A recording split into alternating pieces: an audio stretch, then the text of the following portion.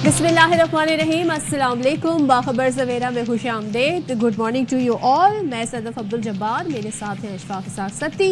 और इस वक्त सबकी नज़रें जिस ग्राउंड पर हैं वो यहाँ नहीं है। अच्छा, वो ग्राउंड ऑस्ट्रेलिया में है। वो है मेलबर्न का ग्राउंड माशाल्लाह। और वहाँ पर इस वक्त जो हो रहा है, यानी कि ऑस्ट्रेलिया ने टॉस जीत के फील्डिंग का फैसला किया, हमारी टीम को दावत दी बैटिंग करे और माशाल्लाह से हमारे 2 खिलाड़ी आउट हो गए हैं। अच्छा जी, मैं समझा ना सदफ क्योंकि गहरी नज़र रखती हैं तो मैं समझा शायद वो सियासत के और अमरीकी सियासत के मैदान की जरूर जाएंगी, लेकिन खेल का मैदान भी बड़ा इम्पोर्टेंट है।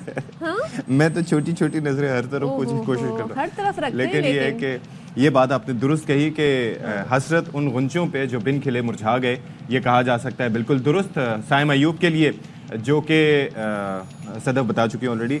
लेकिन ये है कि साइम अयूब साहब का आज डेब्यू हुआ था और फिर उसके बाद ये आप देखिए कि एक ही रन वो बना सके और उसके बाद एक डिफेंसिव शॉट खेलते हुए ही गॉट आउट।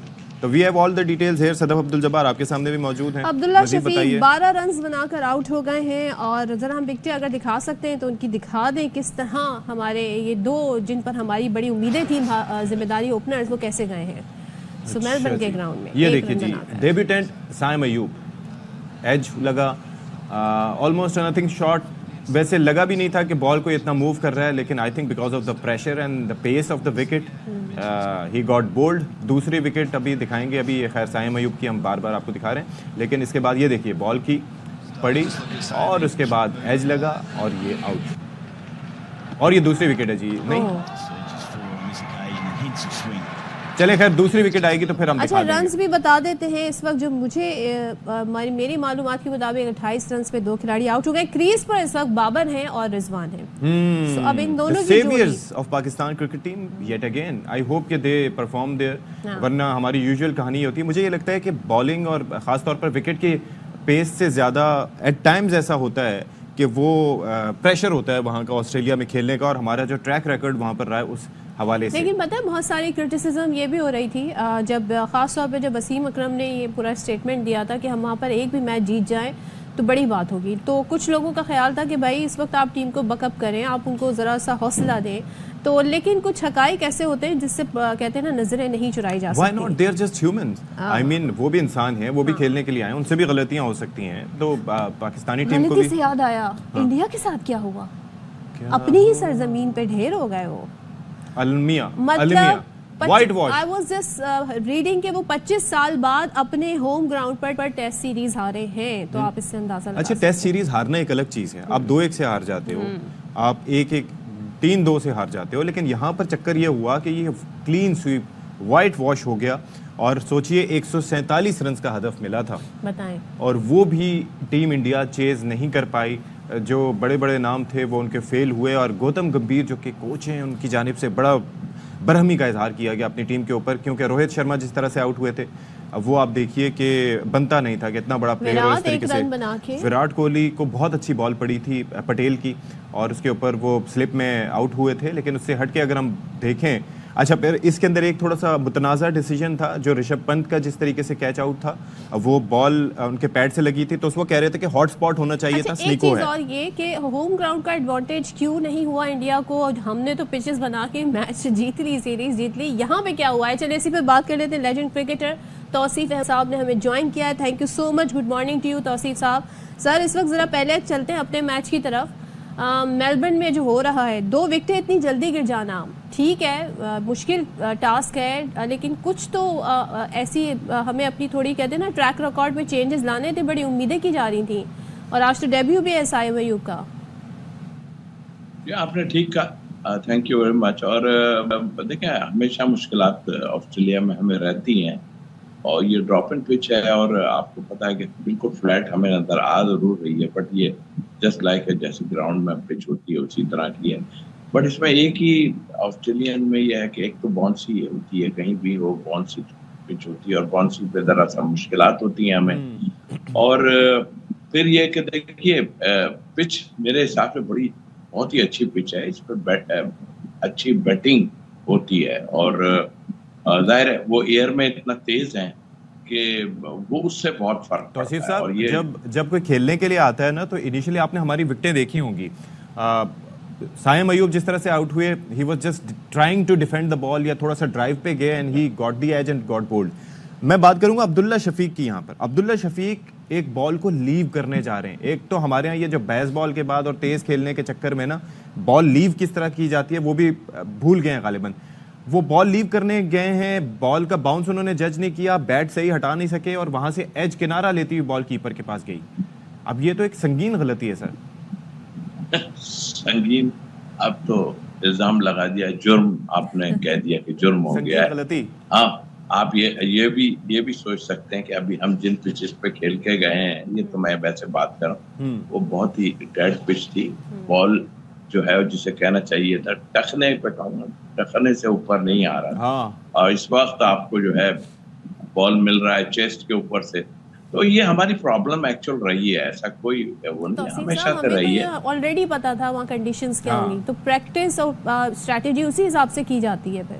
नहीं, स्ट्रेटेजी देखिए, स्ट्रेटेजी डेफिनेटली बनती है, ऐसा नहीं है, लेकिन हम जब तक वही फिर घूम फिर के हम डोमेस्टिक और इस पे आएंगे कि हमारी पिचेज ऐसा ना हो, लेकिन हमारे टाइम में भी पिचेज ऐसी नहीं थी, बट उसकी तरीक़ेकार हमारे बैट्समैनों का, ग्रेट बैट्समैनों का, जावेद मियांदाद साहब हुए, मोहसिन खान हुए, हम लोग प्रैक्टिस, वेस्ट इंडीज जैसी जगह पे, जमैका सबसे फास्टेस्ट विकेट होती थी जमैका की, तो उस पर प्रैक्टिस की जाती थी, गीला बॉल किया और जो है सीमेंट पे किया, कम डिस्टेंस से और उसको मार रहे हैं। हम लोग खुद जब अगर नहीं खेल रहे तो थ्रो करके खाली डायरेक्ट जैसे प्लेयर किसी को खड़े हुए आदमी को मारते हैं, इस तरह प्रैक्टिस कर रहे हैं। तो मतलब आई मीन है, बिल्कुल है। तौसीफ भाई, असल में बात ये है, जो संगीन गलती मैंने वर्ड यूज किया उसका रीजन यही है। अब एडाप्टेबिलिटी ज्यादा है, आपके पास वीडियोस ज्यादा हैं, आपके पास टेक्निक बेहतर करने के मौके ज्यादा हैं। और आप ये सोचिए, मैं वरिंदर सहवाग का एक दफा स्टेटमेंट देख रहा था, उन्होंने कहा जी शोएब अख्तर को जब हमने खेला उसने मुझे बोल्ड कर दिया, हमारे पास कोई फास्ट बॉलर नहीं था, फिर मैंने क्या किया, बॉल गीला करके सीमेंटेड पिच पे और रनअप जो है वो ये जो पिच की 15 कदम की पिच करके मैं खेलता रहा। तो वी कांट डू दैट। हमें नहीं पता था हम ऑस्ट्रेलिया जा रहे हैं।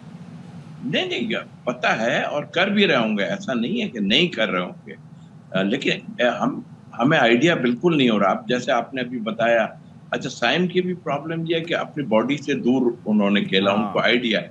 अब पहले से जहन में ये होगा कि गेंद ऊपर आएगा, ये देखे ना, बाबर अभी खेल रहे हैं, आगे जो गेंद गिरता है वो अच्छा वाला ड्राइव हो जाता है, ड्राइव लगता है, उस पर उन्होंने रन भी बनाए ऑन ड्राइव, और उन पे तो बहुत ही प्रेशर है, आपको पता ही है। तो मेरा ख्याल है कि ये एक प्रॉब्लम है, और मैं अभी भी कहता हूँ कि ऐसा नहीं है कि रन्स ना बने, बट ये पुरानी प्रॉब्लम है। इसके लिए तो प्लेयर को खुद ही सब कुछ देखना पड़ेगा, कोच है, सब है, ये प्रैक्टिस तो अपनी जगह है। पर अनफॉर्चुनेटली हमारी माजी में भी ऐसा नहीं रहा, तो हमें फिर वहीं घूम के आएंगे कि थोड़ा इस तरह का एटमॉस्फेयर अपने मुल्क में पैदा करना पड़ेगा, कि जिससे हमें इसकी आइडिया हो जाए। तो तौसीफ साहब, इस पिच को देखते हुए और जिस तरह से अभी हमने स्टार्ट लिया है, कितने रन्स बनाएं तो हम सेफ रहेंगे, हम मैच में इन रहेंगे और ऑस्ट्रेलिया को टफ टाइम दे सके होपफुली? देखिए 260-70 तो बननी चाहिए हर हाल में। ये तो देखिए वो भी अटैक, यहाँ पे मैं थोड़ी सी टेक्निकली बात करूँ, यहाँ पे बहुत सी पिचेस जहाँ पे होती है ना, मैं तो 2-3 टूर यहाँ पे किए, यहाँ पे कट शॉट और आगे मिल जाए तो ड्राइव मिल जाती है, बट वैसे आप उनकी लाइन और लेंथ बड़ी जबरदस्त है और बॉलर भी है। और फिर मैंने कहा कि पेस जो है वो उनकी मेन वो है। आप देखें ना, ये ड्रॉप इन पिच है, एक्चुअल पिच नहीं है, जिसके ऊपर से जो है आप देखें कि वो उस पर तो मूवमेंट बहुत होती है। यहाँ पे हम देख रहे हैं मूवमेंट इतना नहीं है और जितना जी मूवमेंट नहीं है, और बाउंस है इसमें, और बाउंस उनके आप कहीं से भी उठा के उनकी अपने वतन की मिट्टी उनकी है। और वो एक चीज मैं जानना चाह रहा था कि ये जो चारों फास्ट बॉलर्स के साथ हमने आने का फैसला किया है, सलमान अली आगा हैं लेकिन उसके अलावा कोई स्पिनर नहीं हमने शामिल किया इसमें, was that the right decision आपकी नज़र में? देखिए पुरानी रिवायत, हमने फिर वही कि हमें प्रॉब्लम हो रही है जी, हम ऑलराउंडर खिलाते हैं, जेन्युइन स्पिनर नहीं खिलाते हैं, उनके पास लेथन लॉइन भी खेलते हैं और भी पार्ट टाइम बॉलिंग करने वाले। हम सोच रहे हैं कि साइम अयूब से करा लेंगे ऐसे, फिर 4 फास्ट बॉलर में एक इरफान जो है वो ऑलराउंडर हैं।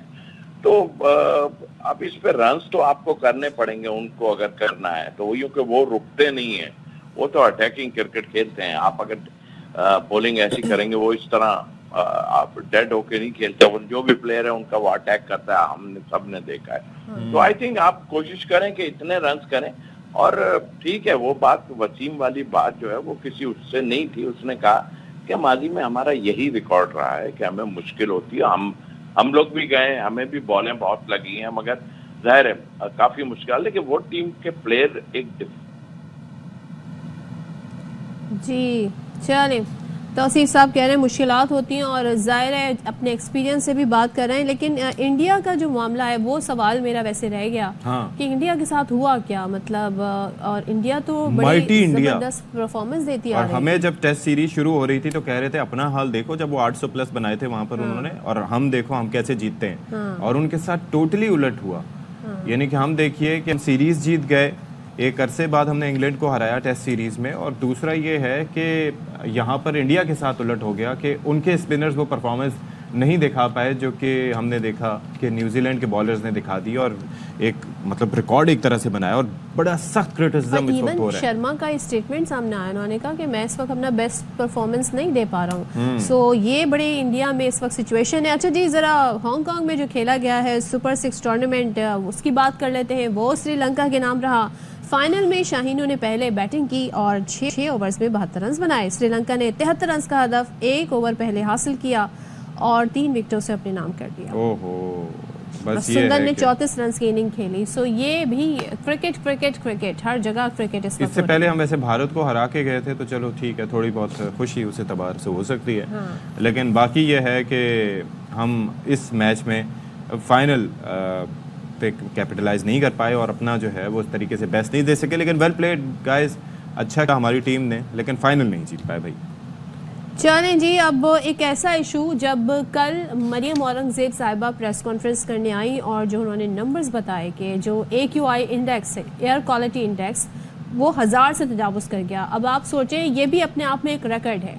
किसी भी शहर का आज तक इतना AQI नहीं हुआ है जो कल हमने लाहौर शहर का देखा, बल्कि मैं तो सुन रही थी 1600 तक चला गया। मरियम साहिबा 1900 तक कह रही हैं। 1900 तक कह 1900, that is too much. I mean that is beyond anything we have ever imagined. Ashfaq, जो चार्ट आता है AQI का, उसमें जो आखिरी जो इसमें कॉलम होता है वो रेड होता है, हैजर्डियस उसे कहा जाता है। और वो पता है कहां 200 से ऊपर होता है, 450 500 इज द मैक्सिमम। अल्लाह अकबर। ये हो क्या रहा है, मुझे समझ नहीं आया कि इस साल लाहौर में इतनी स्मॉग, और उसके बाद कहा गया है कि जो बच्चों के स्कूल है, सर्वाइविंग, कैसे ये सर्वाइव कर पा रहे हैं इतने मुश्किल हालात में, इतनी मुश्किल सिचुएशंस में। वो मासूम बच्चे, वो बुजुर्ग, वो तमाम लोग, खास तौर पर जो अब तो सिर्फ उन लोगों की बात नहीं रही कि जिनकी इम्यूनिटी लो है या जो बुजुर्ग हैं या बच्चे हैं, ये सब के ऊपर अप्लाई होता है। सब अपनी सेहत का ख्याल रखें। आई डोंट नो वो जो उन्होंने कुछ मेजर्स लिए थे उसको इन प्लेस भी किया था, उसके नताइज क्या आए ये देखना ज़रूरी है। जो छोटे बच्चे यानी कि जो प्राइमरी स्कूल तक के बच्चे हैं, 5th क्लास तक के जो बच्चे हैं, उनको 1 हफ्ते का स्कूल से रिलीफ दे दिया गया है कि वो आप स्कूल ना जाएं ताकि आपकी सेहत के ऊपर बुरे असरात ना पड़े। लोगों से उनके रिक्वेस्ट की जा रही है कि घरों में रहें। इस वक्त जब हम बात कर रहे हैं तो अभी भी 424 है लाहौर का AQI, जो कि एक्सट्रीमली हैजर्डस है। फिर उसके बाद दूसरे नंबर पर भारत है, और कराची में आज सूरत हाल ये है 135 है, कंपैरेटिवली ठीक है जी। मैं ये नहीं कह सकता बहुत बेहतर है, लेकिन ये है कि तो मरियम औरंगज़ेब साहिबा ने क्या फरमाया लाहौर के माहौल के हवाले से और ये माहौलियाती आलूदगी के हवाले से, ज़रा सुनिए। तो असल बात यही है कि हिंदुस्तान से बात किए बगैर मसला हल नहीं हो सकता, क्योंकि बेसिकली अगर आप देखें तो दे आर इंटरलिंक्ड। भारत का दिल्ली और पाकिस्तान का लाहौर, हम देखते हैं वहाँ पर AQI जो है वो ऑलमोस्ट आगे पीछे होता है, कभी वहाँ ज़्यादा कभी यहाँ कम, लेकिन जो रीज़न है वो वहाँ से आने वाली हवाएं या वहाँ पर किसानों पर कंट्रोल ना होना है। बाकी इंडस्ट्रियल पोल्यूशन की बात करें वो कराची में भी है, वहाँ पर गाड़ियों से इमिशंस जो होती हैं वो यहाँ पर भी हैं। क्या वजह है कि लाहौर या दूसरे इलाकों में जो बॉर्डर के साइड पे एरियाज़ हैं वहाँ पे सिचुएशन ख़राब है?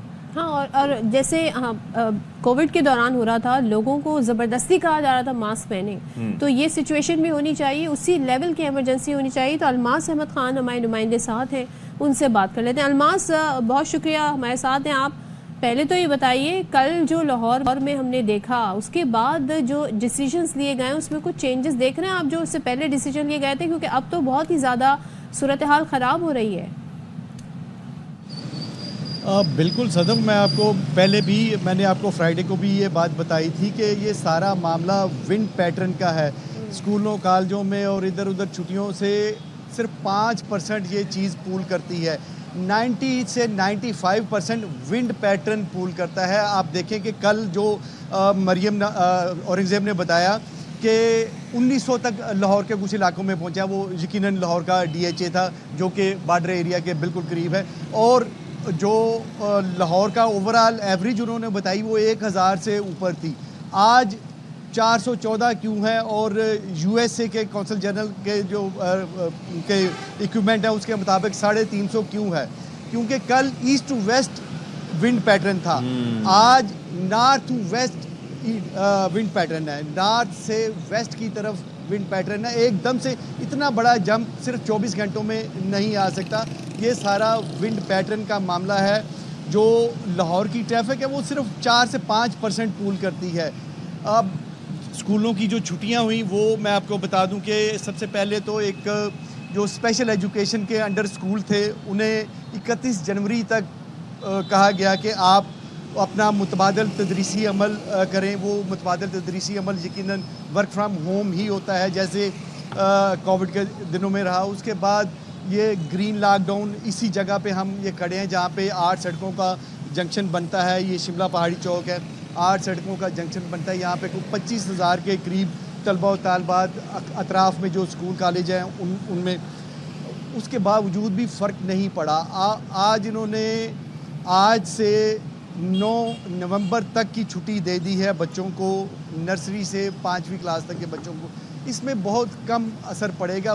اصل فرق جو پڑتا ہے وہ ونڈ پیٹرن سے ہے. وہ جو ادھر والے پنجاب والے کہتے ہیں چڑھدا پنجاب، اشفاق، وہ چڑھدا پنجاب پنجابی میں بولتے ہیں ان کی، یعنی جو بھارتی پنجاب ہے وہاں پہ اس وقت بھی جو سیٹلائٹ امیج سے ہمیں تصویریں ہم نے دیکھی ہیں، وہاں پہ اس وقت بھی فصلوں کی باقیات جل رہی ہیں. تو یہ حکومتی اقدامات یقیناً ٹریفک کے فلو میں تو آسانی پیدا کر سکتے ہیں، لیکن جو آلودگی ہے اس پر قابو نہیں پا سکتے، اس میں صرف 4 سے 5%. جی ٹھیک ہے. جی اشفاق، تھینک یو سو مچ الماس احمد خان صاحب فار بینگ ود اس. اور اصل بات یہ ہے کہ بڑی اچھی بات کی الماس نے. ایک تو یہ ہے کہ ہواؤں کا رخ، کس طرف سے ہوائیں چل رہی ہیں اس کا بڑا امپیکٹ ہوتا ہے، اور دوسرا یہ انڈرسٹینڈ کرنا کہ واٹس دا کلپریٹ، اصل وجہ تنازع یا بون آف کنٹینشن ہے کیا جس کی وجہ سے یہ معاملات کریٹ ہو رہے ہیں. ٹھیک ہے آپ اپنی طرف سے پابندی لگائیں، لیکن ہو سکتا ہے کہ ہمارا جو کنٹریبیوٹنگ فیکٹر ہو اس اسموگ میں وہ 10% ہو اور 90% وہاں سے آ رہا ہو.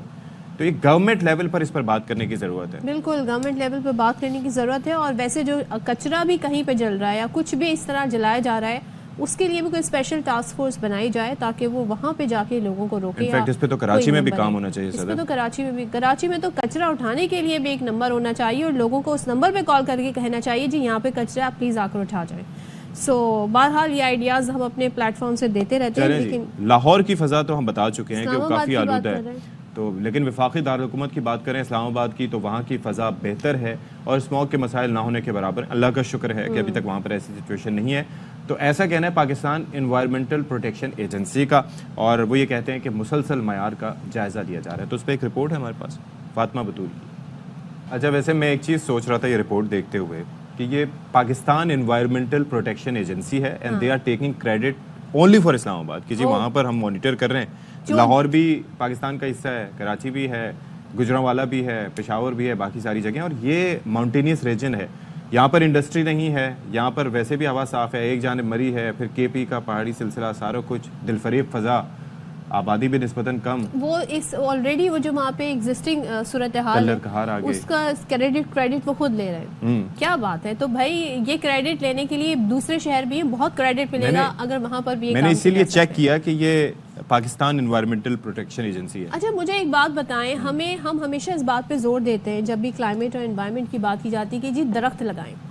لیکن ہوتا کیا ہے جو درخت 50 سالوں سے لگے ہوئے ہیں، 40 سالوں سے لگے انہیں کاٹ دیا جاتا ہے. اب سوچیں وہ جو درخت 40-50 سال سے وہ اپنے اندر کتنی کاربن اس نے اپنے اندر ابزارب کیا اور کتنی کیپیسٹی ہے اس کے اندر، اس کی جگہ لگایا جا رہا ہے سیپلنگ. اس کو بڑے ہونے میں کتنا ٹائم لگے گا. تو ہماری کچھ پرائیورٹیز ہیں جن پہ ہمیں فوکس کرنا چاہیے کہ کیا چیز فائدے مند میں ہے اور کیا چیز ہمیں فائدہ نہیں دے سکتی. اور اس کے اوپر सख्त इन्फोर्समेंट होनी चाहिए। दरख्त काटने कहाँ गए पर वो बिलियन ट्रीज, संगीन जुर्माने। कहाँ गए वो बिलियन? सदर मुझे लगता है वो उन्होंने बीज फेंके थे ऊपर से, दे काउंटेड एज कि ये दरख्त यहाँ पर खुद उग जाएंगे। हालांकि आपको पता है कि दरख्त उगाने के बाद उनके सर्वाइवल रेशियो को भी देखा जाता है कि वो कहाँ से प्रॉपरली उनको किस तरह से टाइम लगेगा अशफाक, लेकिन ये शॉर्ट टर्म में क्या मेजर्स दिए जा सकते? खुदा ना दरख्त ना काटें, ये हमारी हुकूमत वक्त से गुजारिश है, चाहे वो किसी भी सूबे की हो। अब जब बात हो रही है नेचर की, तो नेचर कहते हैं ना कि एक तो आप अगर नेचर जो है वो सुकून भी देती है, खूबसूरती में भी इजाफा करती है, लेकिन हम उसके साथ क्या कर रहे हैं ये अलग बात है। तो जंगलों से जी कहते हैं ना सरकुडियाँ तोड़ कर लाना और तैयार करना इंतहाई मुश्किल काम है। बिल्कुल जी, तो ये सरकंडे लाना, फिर उन्हें तोड़ना, फिर उन्हें काटना, ये एक बड़ा महारत वाला काम है। लेकिन बात ये है कि किस तरीके से ये होता है, कैसे इस प्रोसेस को आगे बढ़ाया जाता है, नईम वफा अपनी रिपोर्ट में बता रहे हैं। ऑलराइट जी, तो ये तमाम दर सूरत हाल से हमने आपको आगाही दे दी। अब एक ब्रेक ले लेते हैं। पाकिस्तान का स्कोर हो चुका है 47, 2 विकेटों के नुकसान पर, और 13वां ओवर चल रहा है। तो we are quite slow, but we are not losing any wickets, तो I hope it works for us. चलें, ब्रेक के बाद वापस आते हैं।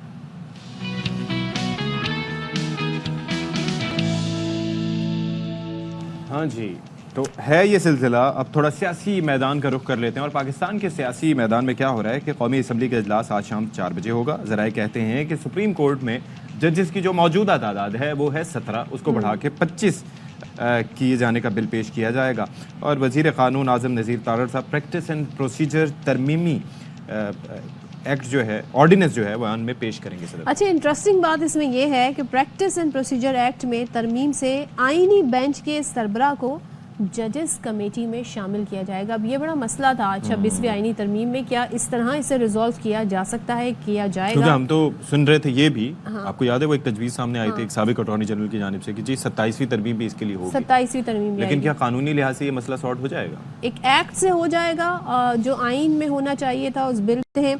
अच्छा जी, अब हुकूमती अरकान को ऐवान में हाजिरी यकीनी बनाने की आज हिदायत की गई है, और वफाकी काबीना का इजलास भी 2:30 बजे है। मुस्लिम लीग नून के रहनुमा कहते हैं जी बैरिस्टर अकील साहब की तासुर गलत है कि हुकूमत सुप्रीम कोर्ट में अपनी मर्जी का जज लाना चाहती है, जबकि ये कहा जा रहा है जी इसका मकसद ये है कि जजेस की तादाद में इजाफा किया जा सके ताकि जो अदलिया पर बर्डन है केसेस का वो कम हो सके।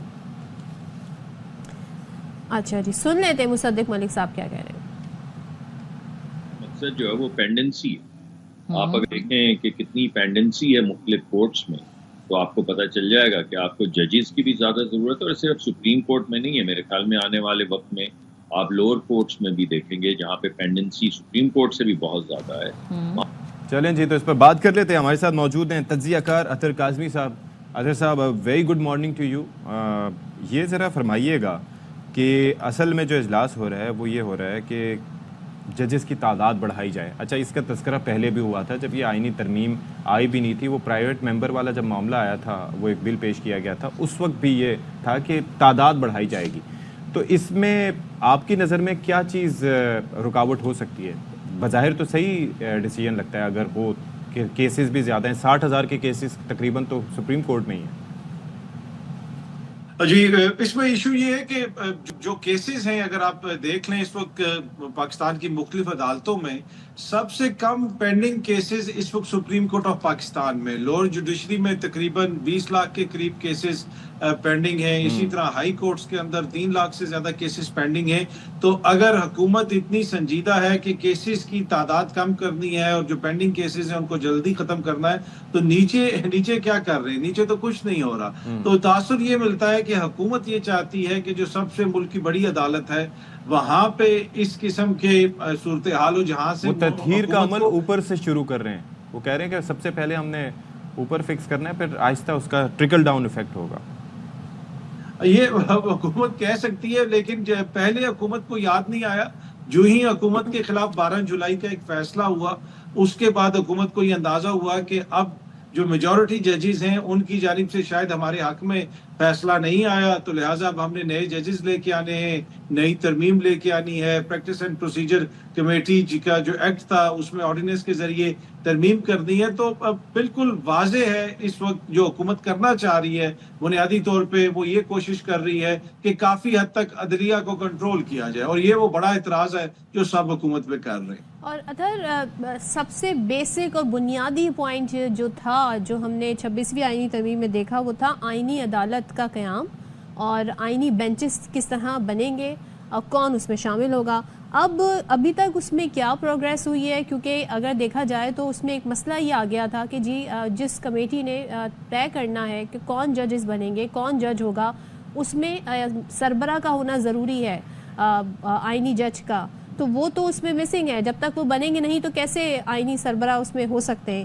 تو اب اس ایکٹ میں یہ چیز لائی جائے گی جس کے تحت یہ طے کیا جائے گا کہ آئینی بینچ کے سربراہ کو ججز کمیٹی میں شامل کیا جائے گا. تو آپ سمجھتے ہیں کہ جو فلاء رہ گیا 26ویں ترمیم میں وہ ایکٹ سے پورا کیا جا سکتا ہے؟ دیکھیں حکومت کوشش تو کرے گی جتنی جلدی وہ ترمیم لائی گئی اور جس کا بنیادی مقصد یہی تھا کہ جس طرح میں نے پہلے بھی عرض کیا کہ بینچز اپنی مرضی سے بنائے جائیں, آئینی سربراہ اپنی مرضی سے لایا جائے, نئے ججز کو تعینات کیا جائے اور پھر اس کے اندر کچھ لکوناس تھے اور اب اس کو پورا کرنے کی کوشش کی جائے گی. لیکن کیا یہ اتنی آسانی سے ہو جائے گا؟ اب یہ ڈیپینڈ کرتا ہے کہ دیکھیں جو سپریم جوڈیشل کونسل کا اجلاس ہے 5 نومبر کو, اس میں پتہ چلے گا کہ حکومت کے لیے کتنی مشکل ہونی ہے یا کتنی آسانیاں ہونی ہیں. وہاں پہ جو سمجھ آئے گی کہ جو محترم نئے چیف جسٹس صاحب ہیں کیا وہ حکومت کی سائڈ پہ ہیں یا حکومت کے موقف سے وہ اس کی تائید کرتے ہیں یا نہیں کرتے. اینڈ آف دا ڈے ایک وہاں پہ آپ کو پتا ہے کہ جتنے بھی ممبران ہوں گے جو آپ کا جوڈیشل کمیشن بھی ہے وہ جب تک کسی چیز کے اوپر میجورٹی سے اگری نہیں کریں گے وہ چیز آگے نہیں بڑھ سکتی. تو ابھی تک تو یہی لگ رہا ہے. لیکن ایک چیز اطہر یہ بھی ہے اس کے اندر کہ یہ بڑی انٹرسٹنگ سچویشن ہوگی ان دا جوڈیشل کمیشن, بیکاز اس کے اندر ممبرز جو ہوں گے ان کا ظاہر سامنا ان لوگوں سے ہوگا جو جیورسٹس ہیں, یعنی کہ اگر اس کے اندر بار کونسل کے نمائندے بھی ہیں, اٹارنی جنرل صاحب بھی ہیں, باقی جو لوگ ہیں یا جج صاحبان ہیں ہمارے وہ قانون سے ظاہر ہے کہ ایکسپرٹس ہیں, اور جو ہمارے پولیٹیشینز ہیں ان کے اندر ظاہر ہے کہ وہ ایکسپرٹیز وغیرہ اس لحاظ سے میرے خیال میں نہیں ہوں گی جو وہاں پر ہیں. تو انٹرسٹنگ سچویشن ہوگی بڑی. جی بالکل, دیکھیں نا سیاسی بنیادوں پہ ہوگا. آپ اس جوڈیشل کمیشن کے اندر فاروق ایچ نائک صاحب بھی ہیں, عمر ایوب صاحب بھی ہیں, دونوں طرف کی جماعتوں کے لوگ ہیں, تو اس وجہ سے ہر کوئی کوشش کرے گا کہ جیسے آپ نے سوال نہیں کیا تھا اطہر صاحب کہ یہ شبلی فراز صاحب اور عمر ایوب صاحب, علی ظفر صاحب اور کسی اور پی ٹی آئی کے رہنما کی جگہ ان کا چناؤ کیوں کیا گیا؟ سوری ستی, مجھے آپ کی آواز سمجھ نہیں آئی کہ ان کی جگہ کس کو کیا جائے. جی میں یہ عرض کر رہا تھا کہ تحریک انصاف کی جو چوائس ہے بڑی انٹرسٹنگ تھی, کیونکہ جو سیزنڈ لائرز ہیں ان کے پاس بھی موجود ہیں, علی ظفر صاحب بھی ہو سکتے تھے اور کوئی نام بھی ہو سکتا تھا, لیکن جو چناؤ کیا گیا عمر ایوب صاحب کا اور شبلی فراز صاحب کا وہاں پر جوڈیشل کمیشن کے لیے, تو انٹرسٹنگ چوائس نہیں ہے یہ پی ٹی آئی کی. نہیں, ٹو بی آنیسٹ دیکھیں وہ پارلیمنٹیرینز ہیں, قانون دان کو تو نہیں رکھا. اس کی شرط یہ نہیں ہے آئینی ترمیم کے اندر کہ قانون دان کوئی ہوگا, اس میں یہ ہے کہ کوئی پارلیمنٹیرین ہوگا. لیکن یہ کوشچن بڑا امپورٹنٹ ہے, شبلی فراز ہو جائیں یا عمر ایوب ہو جائیں تو ان کے اوپر تو دہشت گردی کے لاتعداد مقدمے ہیں. اب یہ اگلے جج یہ وہ لوگ ہیں جو خود اس وقت دہشت گردی کی عدالتوں میں پیش ہو رہے ہیں. یہ پاکستان میں اگلے ججز کی تعیناتی کریں گے سپریم کورٹ میں. اسی طرح جو حکومت کی طرف سے لوگ ہیں وہ روز عدالتوں میں پیش ہوتے ہیں. فاروق ایچ نائک صاحب جو زرداری صاحب کے تمام مبینہ کرپشن کے کیسز ہیں اس میں پیش ہوتے ہیں, تو وہ اب نیا جج تعینات کریں گے. تو یہی تو وہ اعتراض ہو رہا ہے. تو جو انڈیپینڈنس آف جوڈیشری تھی, جو عدلیہ کی آزادی تھی, اس کے اوپر لگتا ہے اس طرح ہے کہ حکومت کمپرومائز کرنا چاہتی ہے. جب ججز ان کی مرضی سے لگیں گے, ایک نیا چیف جسٹس بھی ان کی مرضی سے لگے گا, تو پھر کیا وہ کتنا انڈیپینڈنٹ ہوگا, یہ وہ ایک بڑا کویسچن ہے. اور اطہر اس وقت جو ہم سیاسی حوالوں سے بات کریں, جو پاکستان تحریک انصاف ہے, بڑی بیچ میں خبریں گردش کر رہی تھیں کہ بھائی کوئی ڈیل ہو گئی ہے, ان کی معاملات آسان ہو رہے ہیں.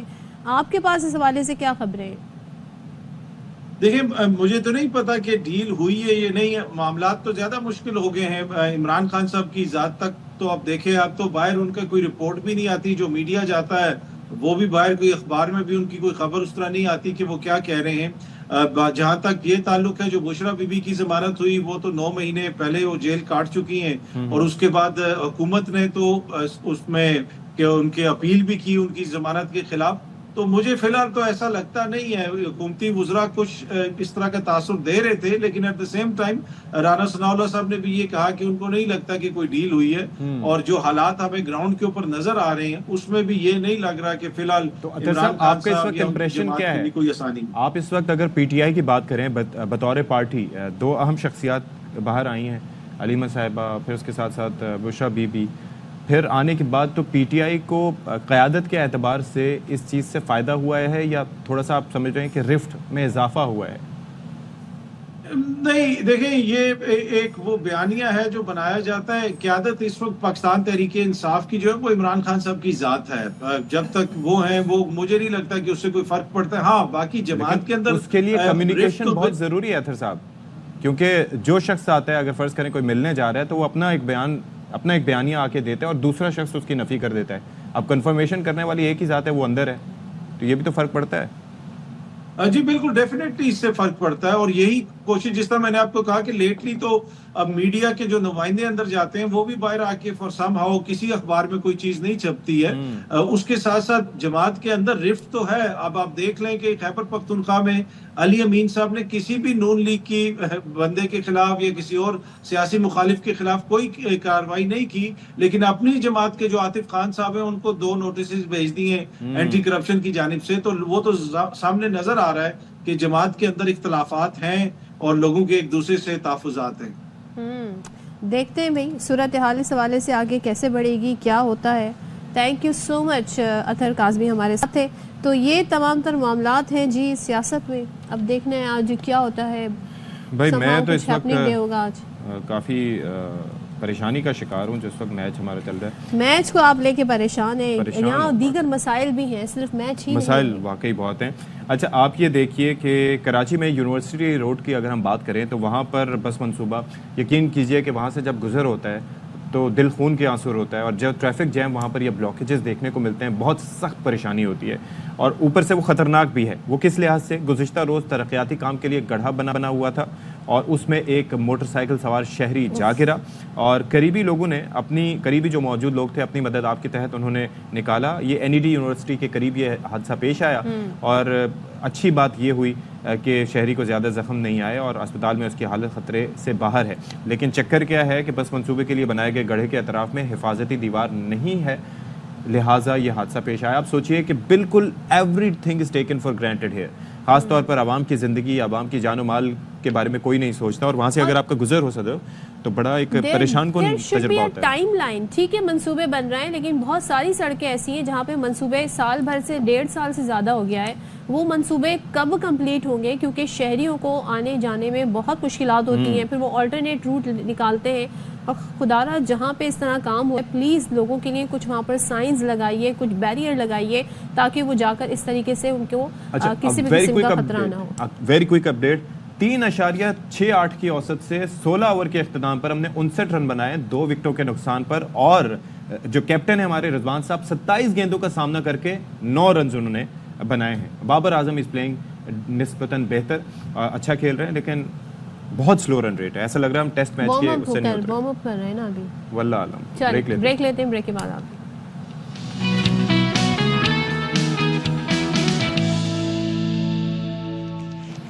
چلیں جی. Welcome back once again. اور تھوڑا آپ کو بتا دیں کہ جی یہ تمام تر صورتحال اس سے پہلے جو ہم ڈسکس کر رہے تھے خاص طور پر انوائرمنٹ کے حوالے سے، تو اس کے لیے ہر جگہ چاہے وہ اخبار ہوں، سوشل میڈیا کے پلیٹ فارم کا حکومت استعمال کرے یا دیگر چیزوں کا، لوگوں کو ضرور معلومات اور گائیڈ لائن فراہم کریں. بچوں کو، والدین کو بتانا چاہیے، اسکول میں اس بارے میں بتانا چاہیے، اسکول میں پڑھانا چاہیے کہ آپ لوگوں کی کنٹریبیوشن کیا ہو سکتی ہے، آپ کس طرح اپنے آپ کو محفوظ رکھ سکتے ہیں. اچھا جی، پولیس کی جانب سے دعویٰ کیا گیا ہے بانی پی ٹی آئی کے وکیل انتظار پنجوتا کی بازیابی کا. انتظار پنجوتا 25 روز بعد گھر پہنچ گئے ہیں اور پولیس ترجمان کے مطابق تھانہ صدر حسن عبدال پولیس نے جی ٹی روڈ پر بغیر نمبر پلیٹ گاڑی کو رکنے کا اشارہ کیا اور اغوا کار خوفزدہ ہو گئے اور گاڑی چھوڑ کر فائرنگ کرتے ہوئے فرار ہو گئے. اغوا کاروں کے خلاف تھانہ صدر حسن عبدال میں مقدمہ درج کر لیا گیا ہے. متن کے مطابق مغوی نے پولیس کو بتایا کہ انہیں 8 اکتوبر کو اسلام آباد ہائی کورٹ کے باہر سے اغوا کیا گیا تھا اور گھر والوں سے 2 کروڑ روپے تاوان کا مطالبہ کیا گیا تھا.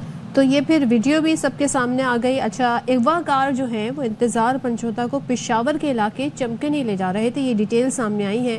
اور پی ٹی آئی کے سیکریٹری جنرل سلمان اکرم راجہ کہتے ہیں کہ 4 ہفتوں میں کسی نے 1 روپیہ تاوان طلب نہیں کیا. یہ سب جھوٹ ہے. یہ سلمان اکرم راجہ صاحب کا بیان ہے, پی ٹی آئی کا اپنا موقف ہے. اچھا چلیں جی, تو اس کی یہ سٹوری مزید آتی ہے تو پھر ظاہر ہے اس حوالے سے آگے بات ہوگی. ایک جو اہم ایشو جو اس وقت سب سے زیادہ زیر بحث ہے وہ ہے پی آئی اے کی نجکاری کا, اور سالوں اس پر محنت ہوئی, نگراں حکومت نے بڑا اس پہ کام کیا اور سب کو انتظار تھا جی کیا بولی لگتی ہے. اب ہوا کیا کہ اس میں ایک نیا سیاسی محاذ کھل گیا ہے, کیونکہ ایک بیان آیا مریم نواز صاحبہ سے منسوب جس میں انہوں نے اس خواہش کا اظہار کیا کہ پی آئی اے کو ہم لے لیتے ہیں اور پنجاب ایئر کے نام سے پھر اس کو چلاتے ہیں. اب جو وزیر ہیں نجکاری کے یعنی کہ علیم خان صاحب, وہ ذرا سے ہمیں تھوڑا ایگریسو اس معاملے پر نظر آئے. انہوں نے کہا کوئی ایک پارٹی بتا دیں جس کا پی آئی اے کو ڈبونے میں کردار نہ ہو. پی آئی اے ٹھیک کرنا نہیں بیچنا میری ذمہ داری تھی. انہوں نے بتایا کہ دیٹس وائی میرا پورٹ فولیو یہ ہے. پی آئی اے قوم کا اثاثہ ہے, اونے پونے دام نہیں بیچ سکتے. اور پی آئی اے سے متعلق باتیں کرنے والے جی انہوں نے کہا کہ پہلے وہ یہ بتائیں کہ انہوں نے کیا کیا. تو ذرا سن لیتے ہیں. اور جی تو اس پر مریم اورنگزیب صاحبہ جو کہ سینئر وزیر ہیں پنجاب کی, وہ یہ کہتی ہیں کہ پنجاب حکومت قومی ایئر لائن کو خریدنے کا ارادہ نہیں رکھتی. اچھا. اور اس حوالے سے جھوٹی اور من گھڑت خبریں پھیلائی جا رہی ہیں. اور پھر مریم اورنگزیب صاحبہ کا بیان اپنی جگہ, لیکن پی آئی اے سے متعلق سابق وزیر اعظم نواز شریف کا کہنا تھا کہ مریم نواز نے مشورہ کیا کہ پی آئی اے خرید لیں. تو سن لیتے ہیں ہم. مریم نے کہا تھا جی کہ کر رہی تھے میرے ساتھ کہ ہم اپنا پی آئی کو ایکوائر نہ کریں پنجاب, اور ایک برانڈ نیو ایئر لائن ہم اسٹیبلش کریں اور برانڈ نیو جہاز لے کے آئیں اور brand new airline Pakistan کو ہم دیتے ہیں. کو مجھے کہتے کہ اس کو ایئر پنجاب کا نام دے دیں آپ. تو میں نے کہا آپ مشورہ کریں, آپ پی آئی اے بھی خرید سکتی ہیں یا آپ نئی ایئر لائن آپ اپنا اسٹیبلش کر لیں. تو چلیں جی, رائٹ فرام دا بڈنگ اس کے بعد جو بیانات آئے ہیں ان سب نے سارے معاملے پر بہت سارے سوال کھڑے کر دیے ہیں. ایک تو جو ایکسپیکٹیشن تھی کہ بھائی ظاہر ہے پی آئی اے آپ کی قومی ایئر لائن ہے, بڑا نام ہے, اس کو کس طریقے سے بہتر کنڈیشن میں لے جایا جا کے پرائیویٹائز کیا جائے, لیکن جس طرح کی ویٹنگ آئی اس نے بھی سب کو حیرت میں ڈال دیا. اب جو بیان آ رہے ہیں اس پہ حکومتی جماعت کے سربراہ اگر یہ کہتے ہیں کہ بجائے اس کے کہ قومی ایئر لائن کی حالت بہتر کی جائے ہم خرید لیتے ہیں, یہ خرید سکتے ہیں. انٹرسٹنگ. ہاں تو اچھا, اس پہ مفتاح اسماعیل صاحب کا بھی بیان پڑی تھی. وہ یہ کہہ رہے تھے کہ جی صوبوں کا کام جو ہے وہ ایئر لائنیں خریدنا نہیں ہوتا, اور کہتے ہیں میرے علم میں نہیں ہے, صوبوں کا کام ہوتا ہے صحت اور تعلیم اور دیگر مسائل حل کرنا. تو چلیں اس پہ بات کر لیتے ہیں سابق وفاقی وزیر برائے نجکاری محمد زبیر صاحب. زبیر صاحب تھینک یو سو مچ ہمیں ٹائم دینے کے لیے. ہم بھی تھوڑا سمجھنا چاہتے ہیں کیونکہ بڑی محنت ہو رہی تھی 2022 سے, اگر میں غلط نہیں ہوں, نگراں حکومت نے بڑا کام کیا, بڑی امیدیں تھیں کہ اس سے یہی ایک وہ ذریعہ ہے جس سے ہم اس قومی ایئر لائن کو روبسٹ کر سکتے ہیں, دوبارہ یہ معاشی طور پہ کسی طریقے سے بہتر ہو سکتی ہے.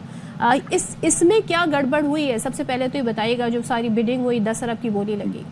میرا خیال ہے آپ نے صحیح نہیں کہا کہ بڑی محنت کی. بالکل محنت نہیں کی. اگر محنت کی ہوتی تو ہم نے اتنی شرمندگی نہ اٹھانی پڑتی. پہلے تو وزیر موصوف جو کہہ رہے تھے میرا کام چلانا نہیں ہے بیچنا تھا, ان کو اپنی جاب ڈسکرپشن ہی نہیں پتا. اگر ان کو پتا ہوتا کہ پرائیویٹائزیشن منسٹر کی جاب میں جب آپ ایکٹیو لسٹ پر ڈالتے ہیں کسی بھی ادارے کو پرائیویٹائزیشن کرنے کے لیے, تو اس کو ٹھیک کرنا ان کی ذمہ داری ہوتی ہے. کہ آپ ایک کار بھی بیچتے ہیں تو اس کو ٹھیک کر کے بیچتے ہیں. Interesting point. مطلب ایک سمپل سی بات ہے کہ آپ ایک گھر بیچنے جاتے ہیں تو آپ اس کو سجا کے سیٹ کر کے دکھاتے نا کسی کو. تو اب یہ کہہ رہے ہیں میری تو وہ ذمہ داری نہیں تھی, حالانکہ یہ انہوں نے جاب ڈسکرپشن ہی نہیں پتا. اب ہمیں پتہ چلا ہے کہ جو وزیر ہیں نجکاری کے, ان کو تو پتہ ہی نہیں کہ ان کی رسپانسبلٹی تھی کیا. ٹھیک کرنا اس میں لکھا ہوا ہے, پی سی آرڈیننس میں لکھا ہوا ہے, پرائیویٹائزیشن کمیشن کے آرڈیننس میں, کہ جی آپ کو ٹھیک کر کے اس کو ریڈی کر کے ٹھیک ہے نا, اس کے جو بھی ایسپیکٹس ہیں. جب یہ ایئر لائن کی ہم بات کر رہے ہیں, اس کی ایفیشنسی بڑھاتے, اس کی میرٹ پر لوگوں کو لگاتے, اس کی انجینئرنگ کو, اس کی ٹائم لائنز کو, مینجمنٹ کو ٹھیک لگاتے, چاہے سی او کو ٹھیک لگانا تھا, یہ جس کے. لیکن زبیر صاحب اگر یہ سب کر پاتے تو پھر بیچنے کی ضرورت کیا تھی؟ نجکاری کی ضرورت کیا تھی؟ وہ دو الگ چیزیں ہیں. خسارے میں تو بہت زیادہ تھی, لیکن اس کا خسارہ کم کرنا رسپانسبلٹی تو ویسی حکومت کی, آپ بیچیں یا نہ آپ بیچیں, اس سے تو قطع نظر آپ بیچیں یا نہیں. جیسے ہی آپ نے ایکٹیو لسٹ پہ ڈالا تو میں نے جس طرح آپ کو سمپل سی ایگزامپل دیا, آپ کے ناظرین کو سمجھ آ جائے. کار بیچنے جا رہے تو اس کو ٹھیک کر کے بیچیں گے نا. نہیں, یہ اٹس اے ویلڈ پوائنٹ, یہ صحیح ہے. اچھا, دوسری بات یہ ہے کہ اس کو اتنے خراب طریقے سے سارا پرائیویٹائزیشن پروسیس رن کیا کہ پہلی بات یہ کہ پہلے جو بڈرز تھے، جو اچھے بڈرز تھے، پہلے تو فورن انٹرسٹ ہی نہیں کوئی آیا. یہ رسپانسبلٹی تھی وزیر موصوف کی اور فائنینشیل ایڈوائزر کی. جن کو فائنینشیل ایڈوائزر لگاتے ہیں انہوں نے فورن انٹرسٹ لانا تھا. پی آئی اے از اے گلوبل ایئر لائن، اس لیے فورن انٹرسٹ نہیں آیا تو ایک پہلے دھچکا لگ گیا تھا. پھر اس کے بعد جو پاکستانی تھے بڑے اچھے تھے، اس میں ان کے اوپر اتنی سخت کنڈیشنز ڈال دی گئیں کہ وہ ویسے پیچھے ہٹ گئے. اور یہ جو ایک رہ گئے تھے جن کو کوالیفائی نہیں کرنا تھا، ان کا کوئی بیک گراؤنڈ ہی نہیں تھا. ٹھیک ہے نا. آپ جب آپ کا کیا آبجیکٹو ہے، ایک تو آبجیکٹو ہے بلیڈنگ ختم ہو حکومت پاکستان کے لیے جو لاسز ہیں پرائیویٹائز کر کے، اور دوسرا یہ ہے کہ وہ ایئر لائن اچھے طریقے سے چلے، ایکسپینڈ ہو، ایک کمپٹیشن میں آئے دوسری ایئر لائنس کے مقابلے میں. تو آپ اس کو بیچیں گے نا جس کے پاس ایکسپیرینس ہے. آپ اس کو بیچ رہے ہیں ایک ریئل اسٹیٹ کا، ان کا کوئی اور کام ہے، ان کا کوئی تجربہ نہیں ہے، ان کو بیچنے جا رہے تھے جو کوالیفائی نہیں کرنا تھا، ان کو یہاں تک لانا ہی نہیں تھا. تو زبیر صاحب میرے لیے تو حیرانی کی بات یہ ایک معیشت دان بڑے نامور ہیں، وہ یہ کہہ رہے تھے جی اونے مونے دام بھی اس وقت بیچنا ہے تو بیچ دیں، انہی کو بیچ دیں جو 10 ارب کی بولی دے رہے ہیں کیونکہ خسارہ بہت ہے. تو will it be the right decision? دیکھیں وہ بڑا امپورٹنٹ پوائنٹ ہے میری نظر میں کہ دو آبجیکٹیوز ہوتے ہیں. کہ ایک تو میں نے کہا جس طرح سے حکومت کے لیے خسارہ ختم ہو، امیڈیٹلی بلیڈنگ ختم ہو، اور دوسرا یہ ہے کہ وہ آرگنائزیشن پی آئی اے چلے اور لوگوں کو فائدہ ہو، اس کی کوالٹی آف سروس امپروو ہو. تیسری بات یہ ہے کہ یہ جو پرائس ہوتی ہے نا، price is a function of demand and supply. ہم کوئی بھی چیز بیچنے جاتے ہیں تو ہم جو مرضی پرائس سیٹ کر لیں. یہ تو جو خریدار ہیں اس لیے آپ کمپیریٹو پروسیس کو رن کرتے ہیں. اسی وجہ سے وزیر صاحب فیل ہیں. تیسری بات جو آپ نے کہا تھا پنجاب حکومت اور کے پی حکومت نے تو اس لیے کیا تھا، گنڈا پور صاحب نے ایک پولیٹیکل پوائنٹ اسکوری کی، لیکن پنجاب حکومت نے اس سے زیادہ آگے، کیونکہ ظاہر ہے نواز شریف صاحب نے بات کی ہے تو سیریسلی وہ بات کر رہے تھے کہ جی اب وہاں تو ایک پنجاب میں بھی پی ایم ایل این کی حکومت ہے اور وفاق میں بھی پی ایم ایل این کی حکومت ہے. تو اگر وفاق چلانے میں کامیاب نہیں ہے تو صوبہ یہ کہہ رہا ہے کہ اپنے انکل کو کہ جی آپ تو نہیں چلا سکیں، ہمیں دے دیں، ہم چلائیں گے اس کو. اچھا مطلب ایک ہی پارٹی ہے نا، ایک ہی پارٹی میں اونرشپ کا ایشو نہیں لائیں گے اگر لیٹس سپوز، لیکن کہاں سے ریسورسز لائیں گے سب کے لیے؟ نہیں ہے ہی نہیں ریسورسز. بالکل آپ نے جو مستر اسماعیل کی بات کی، دیکھیں صوبوں کو پیسے وفاق دیتی ہے این ایف سی ایوارڈ کے تھرو، جس میں جو رسپانسبلٹیز ہوتی ہیں ان کا تعلیم ہوتی ہے، صحت ہوتی ہے، صاف پینے کا پانی ہوتا ہے، پبلک ٹرانسپورٹیشن ہوتی ہے. اس قسم کی چیزوں کو آپ کی رسپانسبلٹی، صوبوں کی رسپانسبلٹی ہے انڈر دی 18th امینڈمنٹ. پی آئی اے یا ایئر لائن رن کرنے کی رسپانسبلٹی، نہ پیسے ہیں، پیسے کہاں سے جنریٹ کریں گے؟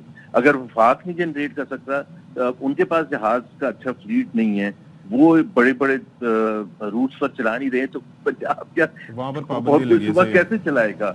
تو یہ مذاکرہ خیز بات ہے میرا خیال ہے. اس کو اب یہی رہے گا، باکمال لوگ، لاجواب سروس، اسی طریقے سے سروس جاری رہے گی، ہوگا کیا؟ بس اس میں یہ جو چیز سمجھنے کی ہے، اور آپ لوگ بڑا امپورٹنٹ رول پلے کر سکتے ہیں. تقریباً 150 بلین کا خسارہ ہوگا اس سال، 150 بلین کا.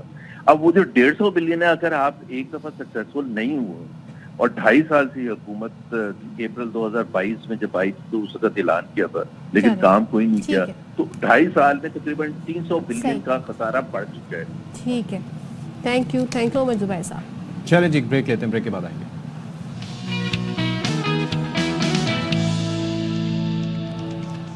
جی بسم اللہ الرحمن الرحیم. السلام علیکم. باخبر سویرا میں ایک بار پھر سے آپ کا خیر مقدم. صدف عبدالجبار اور شفاق اسحاق سکتی آپ کے سامنے موجود ہیں، اور اس وقت المیہ جو ہے میں اس کی جانب اشارہ کرنا چاہوں گا. جو کولیپس تھا، جو رن ریٹ سلو تھا، یعنی کہ آپ یہ سوچئے کتنے غنچوں کی ہم بات کریں گے، جن غنچوں میں آپ کا عبداللہ شفیق ہو گئے، سائم ایوب ہو گئے، پھر بابر اعظم.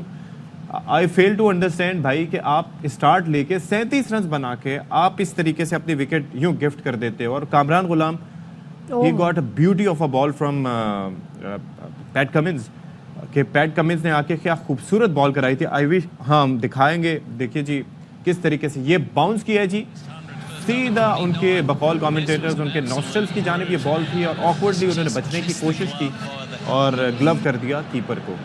اب آپ سوچیں بال کتنی ہائٹ پہ جا رہی ہے. جی یہ دیکھیے بال ہے. اچھا بابر اعظم کا بھی اگر ہم دکھا سکیں کہ کس طریقے سے وہ زیمپا کے ہاتھوں ایک بار پھر سے آؤٹ ہوئے ہیں، تو وہ بھی بڑا، یہ دیکھیں یہ تیسری وکٹ بابر اعظم کی. تو خیر کہانی وہی ہے اب سلمان علی آغا اور کریز پر موجود ہیں رضوان، اور پھر رضوان انتہائی سلو کھیل رہے ہیں. کامران غلام کا ایک تھوڑا سا ویکنس دکھائی دے رہا ہے یہاں پر اب انٹرنیشنل لیول پہ آ کے، ایون دا ٹیسٹ سیریز اور یہاں پر بھی، کہ پیس کے اگینسٹ تھوڑا سا وہ اس طریقے سے نہیں کھیل پا رہے. بھائی سب کو یہ پتا تھا کنڈیشنز ہوں گی ایسی، لیکن تھوڑا بہت اگر ہمارے جو اوپنرز ہیں وہ کچھ رن جوڑ دیتے اس ساری صورتحال میں تو ایک ہمارے پاس پھر بھی ایک اسکور ہوتا. اس وقت جو ہمارا اسکور ہے وہ ہے 72 اور اس پہ 4، اور پہلی وکٹ ہماری 3 رنز پہ گری تھی. تو آپ اس سے اندازہ لگا سکتے ہیں کہ ہمارے سارے ماشاءاللہ سے جو بیٹسمین ہیں ایک کے بعد ایک سب کو ہی مشکلات کا سامنا ہے، تمام جو بولرز ہیں انہیں فیس کرنے. یہ دیکھیں پہلی تھی یہ جس کے اندر outside the out stump, bat اور پیڈ کے درمیان بڑا گیپ، اور شاٹ کھیلنے گئے تھے اور بولڈ ہوئے. سائم ایوب ڈیبیوٹنٹ، اور یہ عبداللہ شفیق صاحب بال چھوڑنے گئے تھے اور پھر بلہ ہٹا نہیں پائے رستے میں سے اور ایج ہوا اور آؤٹ ہو گئے.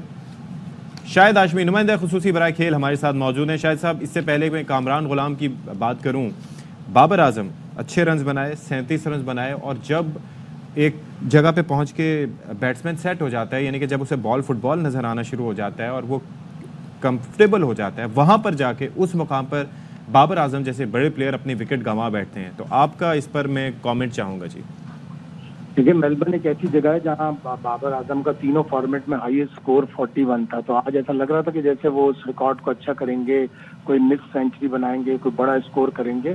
لیکن سیٹ ہو کر اتنی گیندیں کھیلنے کے بعد بیٹسمینوں کا آؤٹ ہونا بڑا عجیب لگتا ہے. لیکن یہ پاکستانی بیٹسمینوں کا خاصا ہے. جب انہوں نے ٹاس جیتا تھا آسٹریلیا کے کپتان نے، تو اسی وقت ایسا لگ رہا تھا کہ شاید پاکستان بہت زیادہ بڑا اسکور نہیں کر پائے گا، اور ابتدائی 2 وکٹیں گرنے کے بعد ایسا ہی لگ رہا تھا. لیکن اچھی پارٹنرشپ ہوئی تھی بابر اور رضوان کی، لیکن پھر وکٹیں گرنا شروع ہو گئی. تو شاہد صاحب، کیا اسٹریٹجی یہاں پہ اپنانی تھی، خاص طور پہ جب آپ کی 3 رن پہ وکٹ گری، اس کے بعد آپ کے اوپنرز چلے گئے، پھر بابر بھی آؤٹ ہو گئے. اب کیا کیا جائے؟ سنبھل کے کھیلیں گے تو ظاہر ہے رن سلو بنیں گے، تو کرنا کیا چاہیے اس وقت؟ دیکھیے، سنبھل کر ہی کھیلنا ہوگا. اگر آگے 2 وکٹیں اور گر گئیں تو پھر آپ کی ٹیل شروع ہو جائے گی. اس لیے کہ پاکستان نے آج 4 فاسٹ بولر کھلائے، کوئی بھی مستند جو اسپنر ہوتا ہے وہ نہیں کھلایا. تو یہ بڑی مشکل صورتحال ہوگی. آپ کو کم از کم جا کے 35-40 اوور تک سنبھل کر وکٹیں ہاتھ میں رکھنی ہوں گی، تاکہ آخری 15 اوور میں تھوڑی ہٹنگ کی جا سکے. عرفان اچھے ہارڈ ہٹنگ بیٹسمین ہیں. پھر نیچے اگر 1-2 کسی کے، سلمان آغا کے، ان کی کوئی ہارڈ ہٹنگ ہو گئی تو شاید کہیں کسی طرح 230-240 سے اسکور پہنچے گا.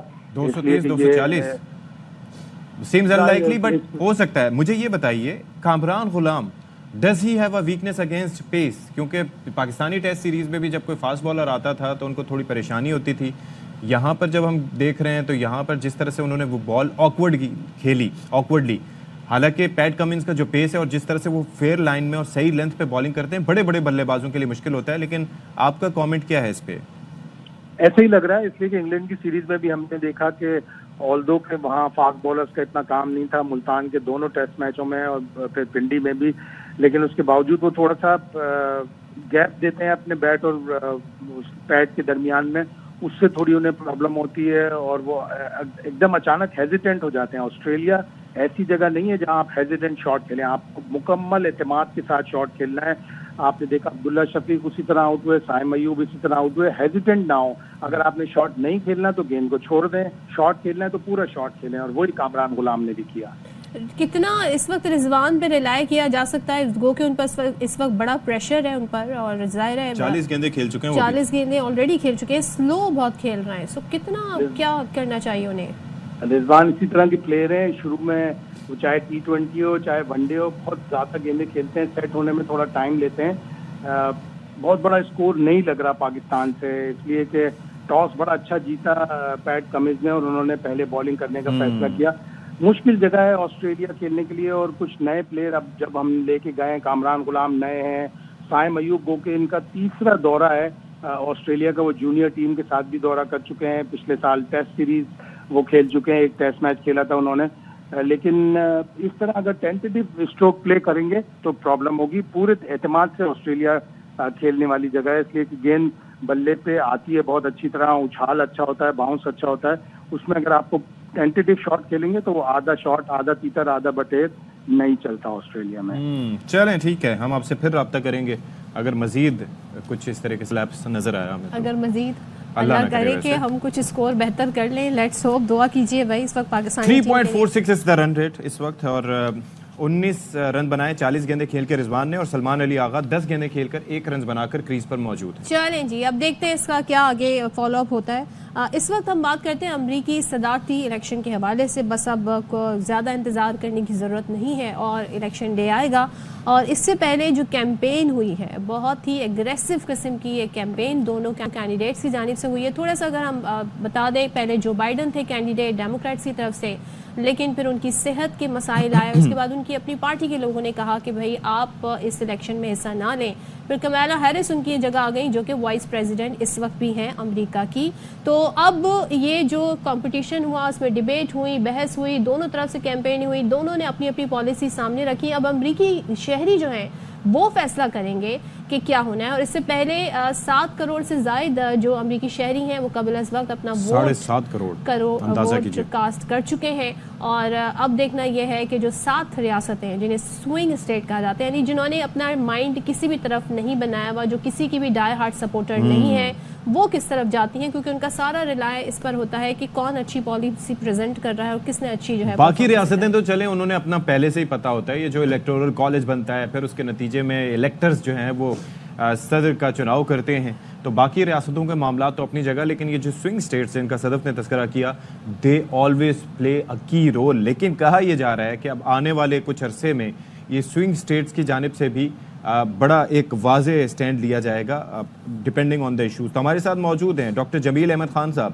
سابق سفیر ہیں اور امریکہ میں بھی پاکستان کی نمائندگی کر چکے ہیں. Thank you so much for your time sir. Sir, یہ جو سوئنگ اسٹیٹس کا معاملہ ہے, اب ظاہر ہے کہ 1.5 دن کی کیمپیننگ آلموسٹ رہ گئی ہے. آپ کو کیا لگتا ہے, خصوصاً اگر ہم مشیگن کی بات کریں, وہاں پر جو عرب کمیونٹی اور یہ جو ڈیموکریٹس کا رول رہا ہے, یہ جو اسرائیلی بربریت ہے اگینسٹ پیلسٹینینز, اس کے اوپر کافی وہ ناراض دکھائی دیتے ہیں. اور اس سے پہلے کیملا ہیرس نے جب وہاں پر بات کی تھی تو انہوں نے کوئی تذکرہ بھی نہیں کیا تھا, نہ ہی کسی کو وہاں پر بات کرنے کا موقع دیا تھا پیلسٹین کے حساب سے. آپ کو لگتا ہے کہ یہ کاؤنٹ کرے گا؟ جی بالکل کاؤنٹ کرے گا, کیونکہ عرب کمیونٹی وہاں ہے اور مسلم کمیونٹی وہاں 35 ملین سے زیادہ ہے, تو اس لحاظ سے کاؤنٹ تو کرے گا. لیکن وہ کافی ڈسپرسڈ ہیں, مشیگن میں خاص طور پہ کاؤنٹ کر رہا ہے, کیونکہ وہاں ایک بڑی کثیر تعداد ہے عرب امریکنز کی. تو اس لحاظ سے اگر دیکھا جائے تو ان کی طرف سے بیان آ گیا ہے عرب کمیونٹی کی طرف سے کہ دونوں کینڈیڈیٹ ایسے ہیں جو کہ کسی نے پلان نہیں دیا ہے کہ وہاں قتل و غارت کس طرح روکا جائے گا. اور ہمیں یاد ہے کہ کملا ہیرس اور ڈونلڈ ٹرمپ دونوں ہی ایک دوسرے کے مقابلے میں اسرائیل کی طرف سپورٹ بڑھاتے جا رہے ہیں, اور اپنے اپنے بیانوں میں انہوں نے کہا ہے, الفاظ کا چناؤ مختلف, بیان ان کے جو ہے وہ اسرائیل کے فیور میں ہی ہیں, اور کہتے ہیں کہ ہم اسرائیل کو ڈیفینس کرنے کا, اپنے آپ کو ڈیفینڈ کرنے کا حق ہے. یہ دونوں ہی کہہ رہے ہیں, دونوں کہہ رہے ہیں کہ ہم ان کو سپورٹ کریں گے, دونوں کہہ رہے ہیں کہ سیز فائر ہونا چاہیے, لیکن کسی نے کوئی پلان نہیں دیا ہے. تو محسوس یہی ہوتا ہے کہ یہ قتل و غارت جاری رہے گی, اور کیونکہ یہ بڑے کانٹے کا اس وقت. لیکن جمیل صاحب, کیملا نے اس سے پہلے کوئی تذکرہ نہیں کیا تھا. آج ظاہر ہے کہ انہوں نے پھر بھی بات کی, کیونکہ پریشر بہت تھا. اس سے پہلے انہوں نے سیز فائر کی بھی کوئی بات نہیں کی تھی. اور وہ یہ کہتی ہیں کہ جی ڈونلڈ ٹرمپ آئے تو صورتحال, یا باقی لوگ کہتے ہیں کہ خراب ہوگی, اس سے زیادہ صورتحال مزید خراب کیا ہو سکتی ہے جو آلریڈی اس وقت مشرق وسطیٰ میں ہے؟ خراب یہ ہو سکتی ہے کہ ڈونلڈ ٹرمپ نے پہلے ہی کہہ دیا ہے کہ جی اس کو غازہ کو جو ہے, بلکہ ان کے جو ہیں سن ان لا, اس کو تو بلڈوز کر دینا چاہیے. اور ڈونلڈ ٹرمپ کہتے ہیں یا نتنیاہو نے کہ why is he holding himself, he should have finished it, اس کو ابھی تک کر دینا چاہیے تھا اور پھر بعد میں. اور اسی طریقے سے ڈونلڈ ٹرمپ کے اگر پاسٹ کو, ماضی کو دیکھا جائے تو ماضی میں ڈونلڈ ٹرمپ نے تل ابیب سے دارالخلافہ تمام سیکورٹی کونسل ریزولوشنز کے خلاف ورزی کرتے ہوئے دارالخلافہ شفٹ کر دیا پہلی دفعہ, گولان ہائٹ کو انیکس کر لیا پہلی دفعہ بائی لیٹرلی. حالانکہ گولان ہائٹ ڈسپیوٹڈ ٹیریٹری ہے 67 کی لڑائی کے بعد. جمیل صاحب, ذرا ہم نیشنل پالیٹکس پر آ جاتے ہیں جو ان کی ہے. اور اس وقت دونوں ہی اگر صدارتی امیدواروں کی بات کریں, ڈونلڈ ٹرمپ کا 4 سال لوگ دیکھ چکے ہیں کس طرح انہوں نے حکومت کی. اس same goes for Kamala Harris as vice president, ان کی کیا پرفارمنس رہی. دونوں وعدے کر رہے ہیں جی کہ ہم آ کر یہ کر دیں گے, ہم انفلیشن ختم کر دیں گے, جاب کریٹس کریں گے. یہ جو نیشنل پالیٹکس ہے, ایک تو وہ تو ڈونلڈ ٹرمپ تو کرتے ہی نیشنلزم کی بات ہے, کمیلا ہیرس جو ہے وہ ایک لبرل ویو پوائنٹ رکھتی ہیں. آپ کے خیال میں جو امریکی عوام ہے ان کے لیے اس وقت سب سے زیادہ اٹریکٹیو چیز کیا ہے؟ ان کے معاشی مسائل کا حل، یا ان کا یہ مسئلہ ہے زیادہ کہ جی غزہ میں کیا ہو رہا ہے اور اسرائیل کیا کر رہا ہے؟ ان کے لیے سب سے زیادہ میٹر کیا کرتا ہے؟ سب سے زیادہ میٹر تو ظاہر ہے اکانومی کرتی ہے. ان کی اپنی جو ان امپلائمنٹ ہے، ان کی اپنی وہاں اکنامک سچویشن ہے عام آدمی کی، وہ تو زیادہ میٹر کرتی ہے. اس معاملے میں ڈونلڈ ٹرمپ کافی زیادہ متحرک نظر آتے ہیں. لیکن اس کو ابھی پہلے جب ہم بات کرتے ہیں امریکن عوام کی، تو ہمیں یہ ذہن میں رکھنا چاہیے کہ پچھلے خاص طور پہ ڈونلڈ ٹرمپ کی جب سے انہوں نے سیاست کو جوائن کیا ہے، اور جب سے انہوں نے ماضی میں جب وہ رہے پریزیڈنٹ، تو انہوں نے پولرائز بہت زیادہ کر دیا ہے سوسائٹی کو. تو اس کو یہ جاننا ضروری ہے کہ 61.8% وہاں وائٹ پاپولیشن ہے جن کی لیننگ زیادہ تر ڈونلڈ ٹرمپ کی طرف ہی رہتی ہے. اور اس میں جو دیہاتی علاقے کے لوگ ہیں، یعنی رورل ایریا کے لوگ ہیں، وہ خاص طور پر اور سپورٹ کے ساتھ ساتھ جو زیادہ عمر کے یعنی جو سینئرز ہیں، جو ینگسٹر یوتھ میں تو ڈیوائیڈڈ ہے، لیکن ینگسٹر بہت زیادہ. لیکن ایک نمایاں بات ہو گئی ابھی جو پچھلے 72 گھنٹے میں اور زیادہ نمایاں ہو کے آئی ہے. آئیووا میں 56% پاپولیرٹی اور ووٹنگ کی جو ابھی پول آئی ہے وہ کملا ہیرس کی ہوگی. 36 کیوں ہوا؟ کیونکہ ومن جو ووٹرز ہیں ان کو کملا ہیرس نے بہت زیادہ متحرک کر لیا. اور کون سی ومن ووٹر؟ ایون وائٹ ومن ووٹر. تو اس کی وجہ سے آپ دیکھیں کہ کملا ہیرس کو پچھلے تقریباً 72 گھنٹوں میں 1% کی برتری حاصل ہو گئی. میں نیشنل امریکہ میں پاپولر ووٹ بھی مل جائے تب بھی جب تک آپ کا الیکٹورل کالج پورا نہ ہو، جو ریکوائرڈ نمبر ہوتا ہے، آپ پریزیڈنٹ نہیں بن سکتے، جیسے کہ ہیلری کلنٹن کے کیس میں بھی ہوا تھا. جی ہاں بالکل، آپ نے یہ درست ہے. اور یہ بڑا کمپلیکس قسم کا وہاں ایک نظام ہے امریکہ میں. یہ شاید آپ کے ناظرین جاننا چاہیں گے کہ وہاں 538 ووٹوں میں سے 277 ووٹ، یہ بات ہو رہی ہے الیکٹورل کالج کی، الیکٹرز کی، تو وہ اس کی ڈسٹریبیوشن اس طرح ہوئی ہے وہاں کہ اس ڈسٹریبیوشن کے تحت وہ بیلنس کر دیتے ہیں دیہاتی شہری لوگوں کو. چاہے کسی نے پاپولر ووٹ زیادہ لیا ہو، جیسے آپ نے ہلری کی بات کی، تو اس کے باوجود ڈونلڈ ٹرمپ نے 304 ووٹ لے لیے، ہلری نے بہت کم لیے تھے. تو وہ پاپولر ووٹ تو اپنی جگہ پہ، حالانکہ پاپولر ووٹ لیجیٹیمیسی کو ظاہر کرتی ہے کہ لوگوں میں کتنی مقبولیت ہے. لیکن جو الیکٹورل کالج کی ووٹ ہے، just to do the balance of the geography of United States, تو اس کا جب ووٹنگ کا سسٹم آ جاتا ہے 558 کا، تو اس میں جو برتری حاصل کر جائے، چاہے اس نے پاپولر ووٹ زیادہ لیے ہوں یا کم لیے ہوں، تو اس لحاظ سے اس کو فرق ڈال دیتا ہے. اچھا سر، ایک چیز بتائیے گا جو سچویشن اس وقت بن رہی ہے، کئی تجزیہ کار وہاں پر بھی بیٹھے ہوئے یہ کہہ رہے ہیں کہ جس طریقے سے سوئنگ سٹیٹس کا پہلے ایک انسرٹنٹی ہوتی تھی، لیکن اب everyone is drawing their lines, تو ہو سکتا ہے آنے والے کچھ سالوں میں یہ سوئنگ سٹیٹس بھی کسی ایک جانب اپنا جھکاؤ دینا شروع ہو جائیں، جو کہ واضح طور پر ہو. پھر ان کا رول 3 سوئنگ اسٹیٹ ایسے تھے، بلکہ 4، جس کو کہ وہ پہلے ریڈ ہوتے تھے، اس کو بائیڈن نے آ کے بلو کر دیا، یعنی کہ ڈیموکریٹس کی طرف کر دیا. تو یہ سوئنگ چل رہا ہوتا ہے، اسی لیے اس کا نام سوئنگ ہے. مشیگن نے کافی امپروو کیا ہے کملا ہیرس نے، 48% اپنے ووٹ، اور اسی طرح ڈونلڈ ٹرمپ کے ووٹ کاٹنگ ہیں. پینسلوانیا میں 49% کر لیا ہے، اور ڈونلڈ ٹرمپ کو 1% پیچھے. سر جارجیا کی میں ایک مثال دینا چاہوں گا. آپ کو پتا ہے وہاں پر تو نیٹو امریکنز ہیں، اور ان کی سوچ کس لحاظ سے ہے. غزہ میں جس طریقے سے جو صورتحال جاری ہے، اور خاص طور پر اس وقت تو کرنٹ گورنمنٹ میں بائیڈن صاحب صدر ہیں اور کیملا ہیرس نائب صدر ہیں، تو ان کی جانب سے جو مجرمانہ خاموشی یا غفلت برتی گئی اس معاملے پر اور سپورٹ کی گئی بلا چو چنا، اس کے اوپر وہاں کے لوگ بھی اگر وہاں سے ان سے بات کی جا رہی ہے، میں ان کے دیکھ رہا تھا ان کا موقف، تو وہ کافی اس پر غم و غصہ رکھتے ہیں کہ انسانی حقوق کے معاملے پر یہ لوگ خاموش ہیں، جس طریقے سے غزہ میں کلنزنگ کی جا رہی ہے. تو یہ فیکٹر بھی کافی کاؤنٹ کرے گا. یہ تو اس بات کی بھی غمازی کرتا ہے کہ اگر آپ وہ جتنے بھی جلوس جلسے نکلے، آپ نے دیکھا ہوگا کہ وہ سڑکیں بھر جاتی تھیں، انسانوں کا سمندر ہوتا تھا، اور وہ زیادہ تر یوتھ ہوتے تھے، اور مکس قسم کی پاپولیشن، اس میں سے عرب پاپولیشن بھی کافی زیادہ ہوتی تھی. جارجیا کی آپ نے مثال دی، یس، اس میں جو یوتھ خاص طور پر ہے، وائٹ پاپولیشن میں بھی وہ یہ سمجھتے ہیں کہ ہیومن رائٹ کی وائلیشن اور جینوسائڈ جو ہو رہا ہے اس میں. تو اس لیے اس دفعہ آپ دیکھیں گے کہ ووٹنگ کا پیٹرن اس میں فرق پڑے گا. اور اسی وجہ سے کیونکہ ایک وہاں اسرائیلی لابی کا بہت بڑا اثر ہے، جس میں وہاں کے کانگریس میں، وہاں کے ٹریجری میں، وہاں کے میڈیا میں اور وہاں کے Pentagon, CIA، name any organisation and institution, وہ ساروں کا اثر ہے۔ جمیل صاحب ایک چیز لاسٹ مجھے بتا دیں، بڑی وہاں پہ میں نے دیکھا وائٹ ہاؤس کے ارد گرد بڑے جنگلے سے لگا دیے گئے ہیں کہ کہیں کوئی پروٹیسٹ نہ ہو۔ دونوں پارٹیوں کو یہ ڈر ہے کہ جو نتیجہ ہارے گا اس کے حامی جو ہیں وہ پروٹیسٹ کر کے پرتشدد ہو سکتے ہیں، خاص طور پہ کیپٹل ہل واقعے کے بعد۔ تو کیا یہ لائکلی ہے کہ جو ہارے گا وہ ایکسیپٹ نہیں کرے گا؟ ڈونلڈ ٹرمپ کے لیے تو ہم یہ کہہ سکتے ہیں، واٹ اباؤٹ کمیلا ہیرس؟ نہیں، کمالا ہیرس نے تو کہا ہے کہ میں ایکسیپٹ کر لوں گی، اس کا بیان اس میں موجود ہے۔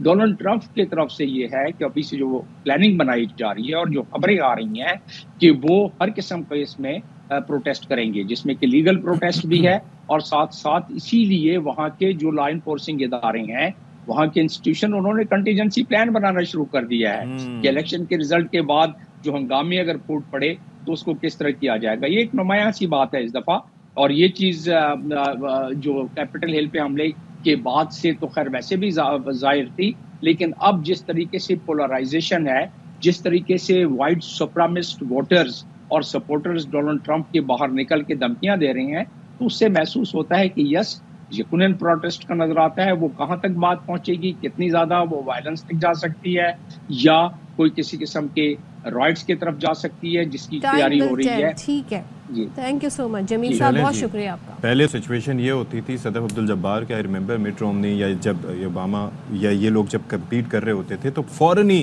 ایکسیپٹنس آ جاتی تھی کہ ہاں جی ہم ہار چکے ہیں، لیکن اب تھنگز ہیو بین ڈفرینٹ، خاص طور پر وہ کیپٹل ہل والے انسیڈنٹ کے بعد۔ اور ایون یہاں تک کہا جا رہا ہے کہ جی یہ ہو سکتا ہے امریکہ کا آخری election who, let's see which is in likely. اچھا جی، کراچی سے کچھ اپڈیٹس ہیں وہ بتا دیتے ہیں۔ کراچی سے لاہور جانے والی نجی ایئر لائن کے طیارے میں اڑان بھرتے ہی خرابی پیدا ہو گئی، اور اب اس میں صورتحال کیا ہے ذرا صلاح الدین ہمارے نمائندے ہمیں مزید اپڈیٹ دیں گے۔ صلاح الدین بتائیے۔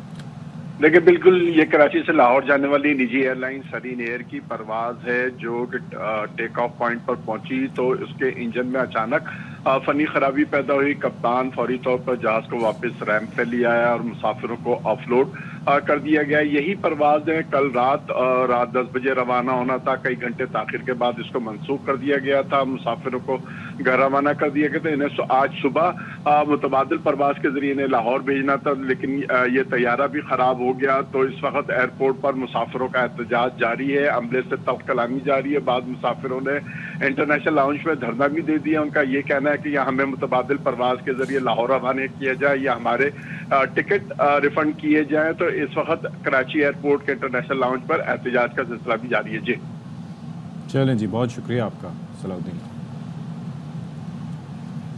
چلے جی، ایک اور خبر ہے وہ بتا دیتے ہیں۔ توشہ خانہ 2 ریفرنس میں اسلام آباد ہائی کورٹ نے بانی پی ٹی آئی کی ضمانت کی درخواست پر FIA کو نوٹس جاری کرتے ہوئے جواب طلب کر لیا ہے۔ حسین احمد چودھری مزید تفصیلات دے رہے ہیں، بتائیے گا جی۔ جی دیکھیں، توشہ خانہ 2 کیس میں بشرا بی بی کی ضمانت منظور ہو گئی تھی، اس کے بعد بانی پی ٹی آئی نے درخواست دائر کی تھی۔ آج وہ مقرر تھی، جسٹس میاں گل حسن اورنگزیب نے سماعت کی۔ بیرسٹر سلمان صفدر عدالت میں پیش ہوئے۔ توشہ خانہ 2 کیس میں بانی پی ٹی آئی کی درخواست پر عدالت نے سماعت کرتے ہوئے FIA کو نوٹس جاری کرتے ہوئے سماعت غیر معینہ مدت تک ملتوی کی ہے، اور کیس کی جو آئندہ تاریخ ہے وہ رجسٹرار آفس مقرر کرے گا۔ جی بہت شکریہ۔ اسلام آباد کے انسداد دہشت گردی کی عدالت نے اعظم سواتی کے خلاف ڈی چوک احتجاج میں مالی معاونت پر درج مقدمات میں ضمانت پر رہا کرنے کا حکم دے دیا ہے۔ ATC نے اعظم سواتی کی 8 مقدمات میں ضمانت بعد از گرفتاری منظور کی۔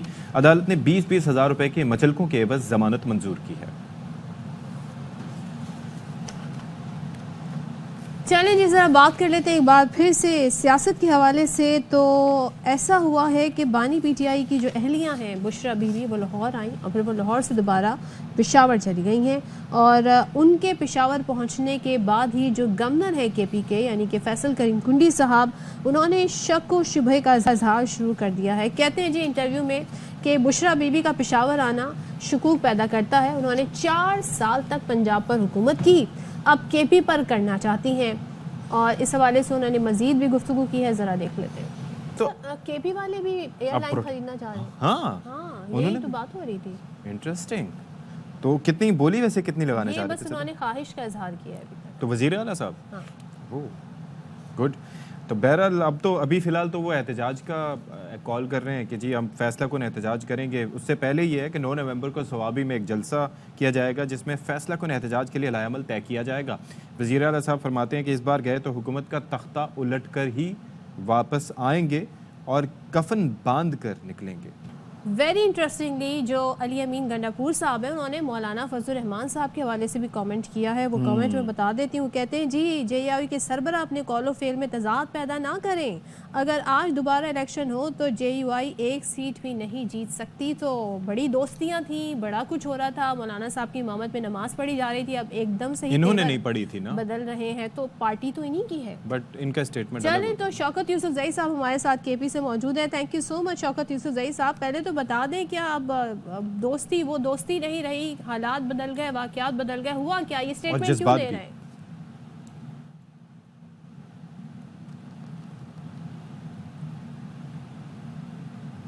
ہم آپ بھائی کو شوکت صاحب سے ہاں آگے چلیں.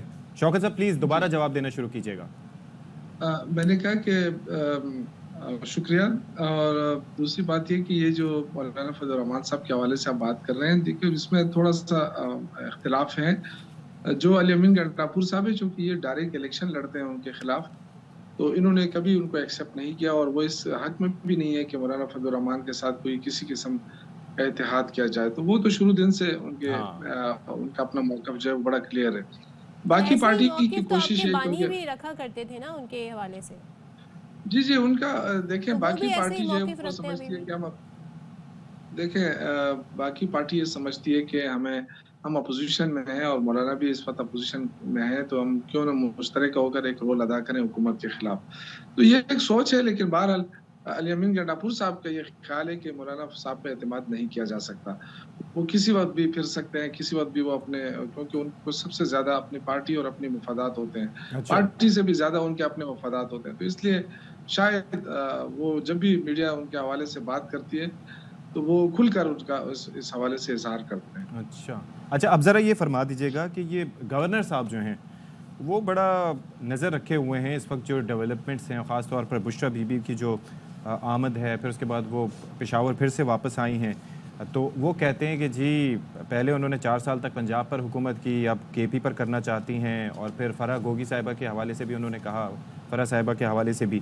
تو آپ کا اس پہ کامنٹ کیا ہے, کیوں خدشات کا اظہار کر رہے ہیں؟ گورنر ہاؤس دیکھیں, گورنر اس وقت فارغ بیٹھا ہوتا ہے, گورنر کے پاس کوئی کام نہیں ہے, اسے کائنی ہوتا ہے, اور بدقسمتی سے وہ صوبے کے حوالے سے سوچنے کے بجائے وہ یہی سوچتا رہتا ہے کہ میں اگلا بیان کیا دوں گا, اور میڈیا میں کیسے اپنے آپ کو, تو وہ صوبے کے لیے پریشان ہے نا.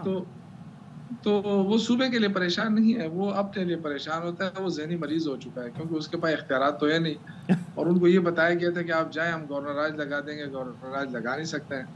تو پرابلم میں تو ہے, وہ تو آپ ذہنی مریض بن چکا ہے. کیونکہ وہ شوکت صاحب ویسے ایک میں یہ کہنا چاہ رہا ہوں کہ اگر گورنر کا عہدہ اتنا ہی بھیجا ہے تو سرکاری خزانے پہ بوجھ بھی ہوتا ہوگا, تو ویسے کچھ ایسی بھی پٹیشن لے کے آئیں کہ ہو ہی نہ یہ عہدہ, وزیر اعلیٰ ہی کام چلائے سارے. میں تو بالکل دیکھیں, جب تک فاٹا تھا نا تو فاٹا کے حد تک تو ٹھیک ہے, اس کے پاس اختیارات تھے, لیکن جب سے فاٹا کا انضمام ہوا ہے اس کے بعد تو بالکل فارغ ہے.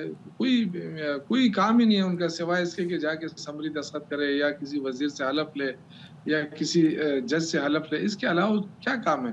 بالکل میں تو اس کے حق میں ہوں. اگر آپ یقین کریں کہ کوئی آئینی خلل نہیں ہو تو اس گورنر کا عہدہ ختم کر دینا چاہیے. پاکستان کی سیاست کی ہم بات کریں شوکت یوسف زئی صاحب, تو جب نواز شریف صاحب کو 1999 میں کو ہوا تھا, اس کے بعد جب وہ جلا وطن تھے, تو ان کی جو وائف ہیں انہوں نے آگے بڑھ کے جو ہے پارٹی کے معاملات سنبھالے. اسی طریقے سے ہم اگر نواز شریف کے دوسرے دور کی بات کریں تو شہباز شریف صاحب آگے رہے ساری صورتحال میں. مریم صاحبہ نے بڑا اہم رول پلے کیا ان ایبسنس آف ہر فادر. تو کیا بانی PTI کی اہلیہ ایسا کوئی کردار ادا کر سکتی ہیں؟ آپ لوگوں کی اس طرح کی کوئی خواہش ہے؟ کیونکہ اس وقت پارٹی تو لیڈر لیس ہے. دیکھیں ایسی کوئی بات نہیں ہے, پارٹی کے حرار کے موجود ہے, پارٹی کام کر رہی ہے. پارٹی نے بڑے اچھے جلسے کیے ہیں, احتجاج کیا ہے. میرے خیال سے جتنے ہمارے PTI نے کھائی ہے پاکستان کی تاریخ میں اس طرح کوئی وہ نہیں ہے, اور فرنٹ فٹ پہ جا کے کھیلے ہیں.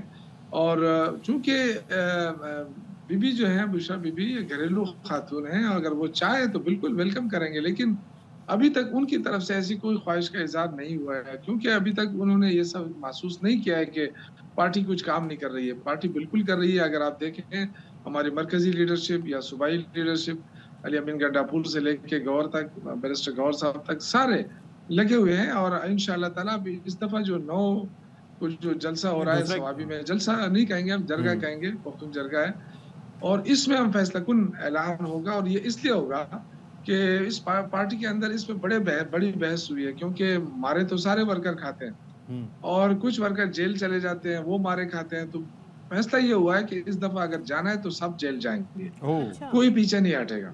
اور میرے خیال سے یہ فیصلہ کن بات ہے. اگر نومبر میں جو ہے نا، اگر سارا فیصلہ یہ ہو جائے کہ سارے جیل میں جائیں گے اور سارے ہی بیٹھے رہیں گے، جب تک عمران خان کی رہائی ممکن نہ ہو اس وقت تک وہاں سے نہیں اٹھیں گے جہاں بھی بیٹھنا ہے. تو میرے خیال سے یہ اب فیصلہ جو کرنا ہے وہ یہ ہے کہ کیا یہ جو دھرنے ہیں یہ ہر صوبے میں دیا جائے اور ہر ضلع میں دیے جائیں، یا پھر اکٹھا دیا جائے، کیا کرے. لیکن یہ کہ اب وہ خوف ختم ہو جائے گا کہ جی ہمیں گرفتار کر لیں گے، ہمیں ماریں گے. یہ کیونکہ مارنا تو ویسے بھی مارتے رہتے ہیں. اور تو یہ فیصلہ اس دفعہ بڑا وہ ہوگا، حکومت کے لیے برداشت کرنا کافی مشکل ہوگا. یا تو سب کو ماریں گے یا سب کو جیل میں ڈالیں گے. تو یہ ممکن نہیں ہے پاکستان میں. تو میرے خیال سے اب فیصلہ کن وقت آ گیا ہے. تو نومبر جو ہے وہ مجھے لگتا ہے کہ منطق کے انجام تک یہ تحریک پہنچے گی. چلیں جی، تھینک یو سو مچ شوکت یوسفزئی صاحب فار بینگ ود اس. چلیے جی، ہم یہاں پر بریک لیتے ہیں. وکٹ تو نہیں گر گئی کوئی؟ نہیں جی، 4 ہی آؤٹ ہیں. وکٹ کہہ رہی ہوں، بریک کے بعد واپس آتے ہیں.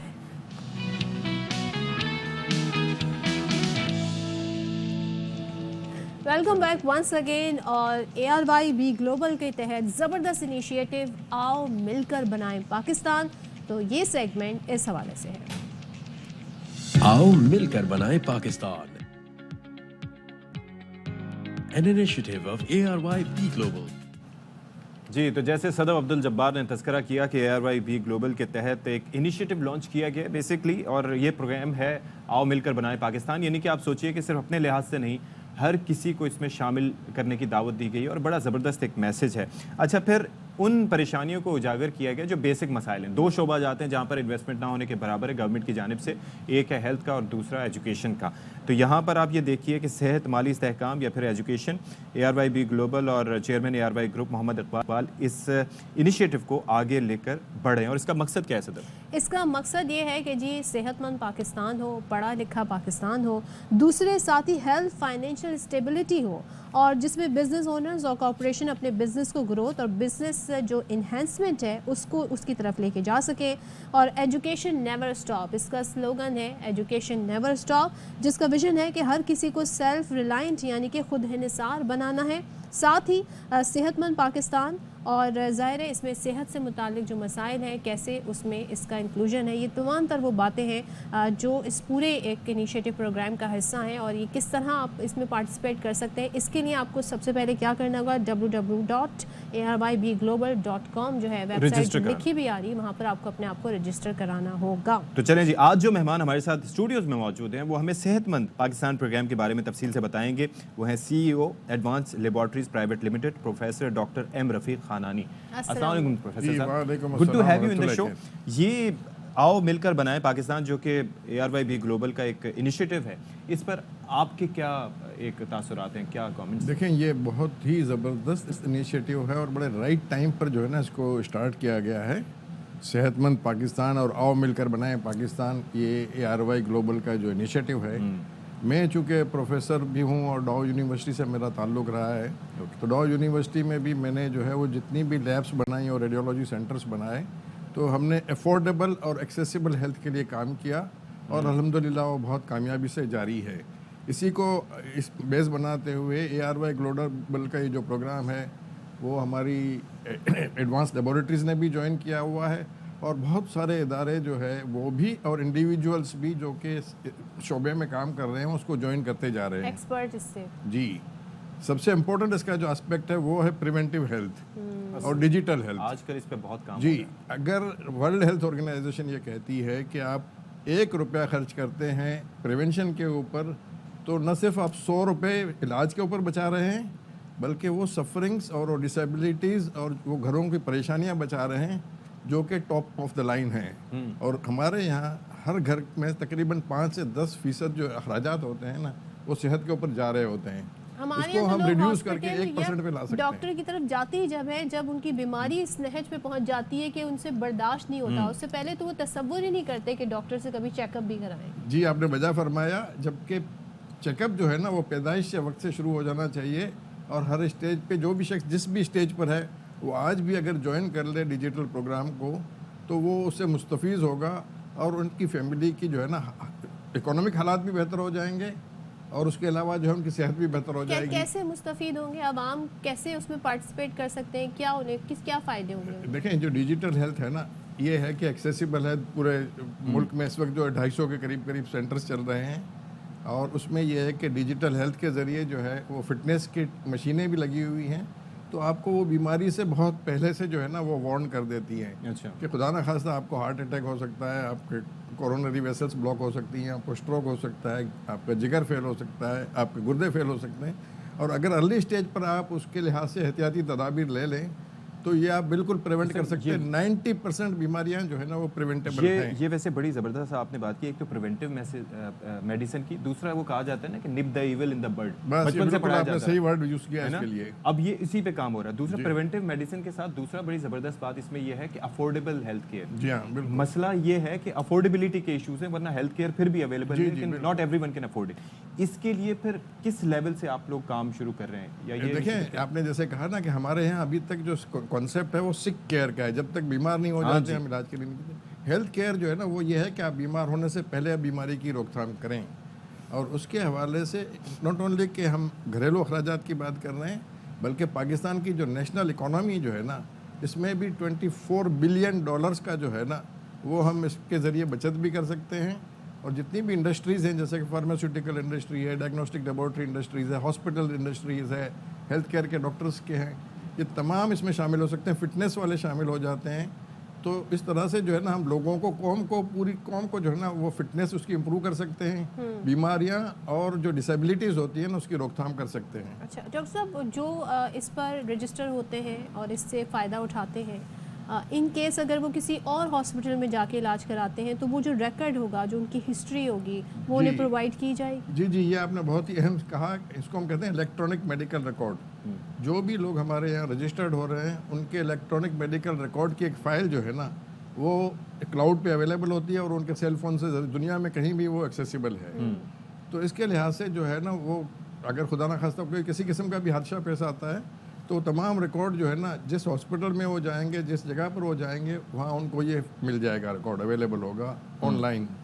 اچھا، اور اس کے اندر یہ ہے کہ ہر 3 مہینے بعد یہ پروسیس ہوتا ہے؟ ہم ریکمینڈ یہ کرتے ہیں کہ ہر 3 مہینے کے بعد جو ہے نا یہ چیک کیا جائے. ٹھیک ہے. اور ہم لوگ پرو ایکٹیولی کرتے ہیں. جو ہمارے ممبر بن جاتے ہیں ان کو ہر 3 مہینے کے بعد ہم خود ریمائنڈ کرواتے ہیں. چونکہ انسان سب سے زیادہ اپنے آپ کو نگلیکٹ کر رہا ہوتا ہے تو بھول جاتا ہے، تو ہم ان کو بک کر لیتے ہیں کہ ایوری 3 منتھس، اور اگر ضرورت ہوتی ہے تو 3 مہینے سے پہلے بھی کیا جا سکتا ہے. اچھا، تو میڈیکل سائٹ کے کچھ ہاسپٹلز ہوتے ہیں کہتے ہیں جی آپ نے فلاں جگہ سے ہی بلڈ ٹیسٹ کرانا ہے، ہم ان کا بلڈ ٹیسٹ مانیں گے، تو یہاں پہ یہ مسائل کور کرے گا یہ والے؟ جی بالکل، ہم ان مسائل کو بالکل ایڈریس کر رہے ہیں، اور ہم اس کے لحاظ سے جو ہے نا وہ اپنے کوالٹی اسٹینڈرڈس کی گارنٹی بھی دے رہے ہیں. ہم ISO 15189 کے ذریعے سرٹیفائڈ ہیں، اور ہم پوری طرح سے رسپانسیبل ہیں. اور ARY بھی گلوبل جو ہے نا وہ اس کی پاور اور اسٹرینگتھ اس کے پیچھے موجود ہے، جس کی کریڈیبلٹی جو ہے وہ دنیا بھر میں اسٹیبلشڈ ہے. تو یہ کس طریقے سے دونوں ادارے مل کے اس میں کنٹریبیوٹ کر رہے ہیں؟ دونوں ادارے اس طرح سے کنٹریبیوٹ کر رہے ہیں کہ جو ہیلتھ ریلیٹڈ ٹیکنالوجیکل پارٹنر ہیں وہ ہم لوگ ہیں، ٹیکنیک ساری ہم جانتے ہیں، اور جو بی گلوبل جو ہے ان کا ایک فائنینشیل ماڈل ہے، اس کے تحت وہ کام کر رہے ہیں، جس سے لوگوں کے لیے نہ صرف یہ ہے کہ صرف اور صرف یہ افورڈیبلٹی اینڈ ایکسیسیبلٹی ہو جائے گی، بلکہ اس کے علاوہ ان کے پاس اکنامک اسٹرینتھ کے لیے جو ہے نا ریسورسز جنریٹ کرنے کا بھی اس میں پورا فارمولیشن موجود ہے. اچھا، ڈیجیٹل کلینک یہ کیا چیز ہے؟ ڈیجیٹل کلینک یہ ہوتی ہے کہ وہاں پر جتنے بھی اکوپمنٹ لگے ہوئے ہوتے ہیں یا اکوپمنٹ موجود ہوتے ہیں وہ IoT انیبلڈ ہوتے ہیں. یعنی ڈاکٹر کہیں بھی بیٹھا ہوا ہے اور مریض بھی کہیں بھی بیٹھا ہوا ہے، ایک شخص جو اس کو ہینڈل کر رہا ہے اکوپمنٹ کو، وہ دونوں کو کنیکٹ کر دیتا ہے، اور فٹنس کے لحاظ سے جو بھی ڈیفیشنسی آئیڈینٹیفائی ہوتی ہے اس کے لحاظ سے ڈاکٹر ان کو ایڈوائز کرتا ہے، اور یہ ساری ایڈوائز اس کے الیکٹرانک میڈیکل ریکارڈ میں بھی چلی جاتی ہے. That is great. चलें, thank you so much sir, आप तशरीफ़ लाए, CEO advance laboratories private limited. ARY ने ये इनिशिएटिव लिया है और बी ग्लोबल जो है वो इंशाल्लाह जो है वो उसमें सारे लोग शामिल भी हो जाएंगे और इट विल मैसेज बहुत खूबसूरत है और मैं चाहता हूँ कि बाकी लोग भी इसमें शामिल हों और आप लोगों के हाथ बटाएं, ये लोगों की ज़िंदगी आसान कर देगा। जी जी बिल्कुल, ये बहुत ही बड़ा इनिशिएटिव है। प्रिवेंटिव हेल्थ के बारे में जितनी आगाही से मिलेगी आई थिंक पहले नहीं है इससे। बिल्कुल, मैं सब लोगों से अपील भी करूँगा वक्त के लिहाज से कि जो है वो ये बी ग्लोबल प्रोग्राम जो है ARY वालों का वो बहुत इनिशिएटिव हेल्पफुल है। एडवांस लेबोरेटरीज भी है, हमारा इजी शिफा भी है, हम लोग सब मिलकर जो है ना ये इस पूरे मुल्क को सेहतमंद देखना चाहते हैं और बीमारियां जो हैं, जो इस वक्त जितनी बीमारियां हैं ना, हम उसको 90% कम करके सिर्फ 10% या उससे कम पे ले जाना चाहते हैं ताकि कौम हेल्दी हो। जब हेल्दी हम होंगे तो ज़ाहिर बात है कि सब खुश भी होंगे और हम प्रोडक्टिव भी होंगे और हमारा आउटपुट बहुत बढ़ेगा। बहुत शुक्रिया, थैंक यू सो मच। और जब भी इसका नारा है जी सेहतमंद पाकिस्तान, इंशाल्लाह वी कैन अचीव दैट। आओ मिलकर बनाएं Pakistan, an initiative of ARY B global. Alright जी, तो चलें यहाँ पर एक ब्रेक लेते हैं, ब्रेक के बाद हाजिर होंगे, स्टे विद अस।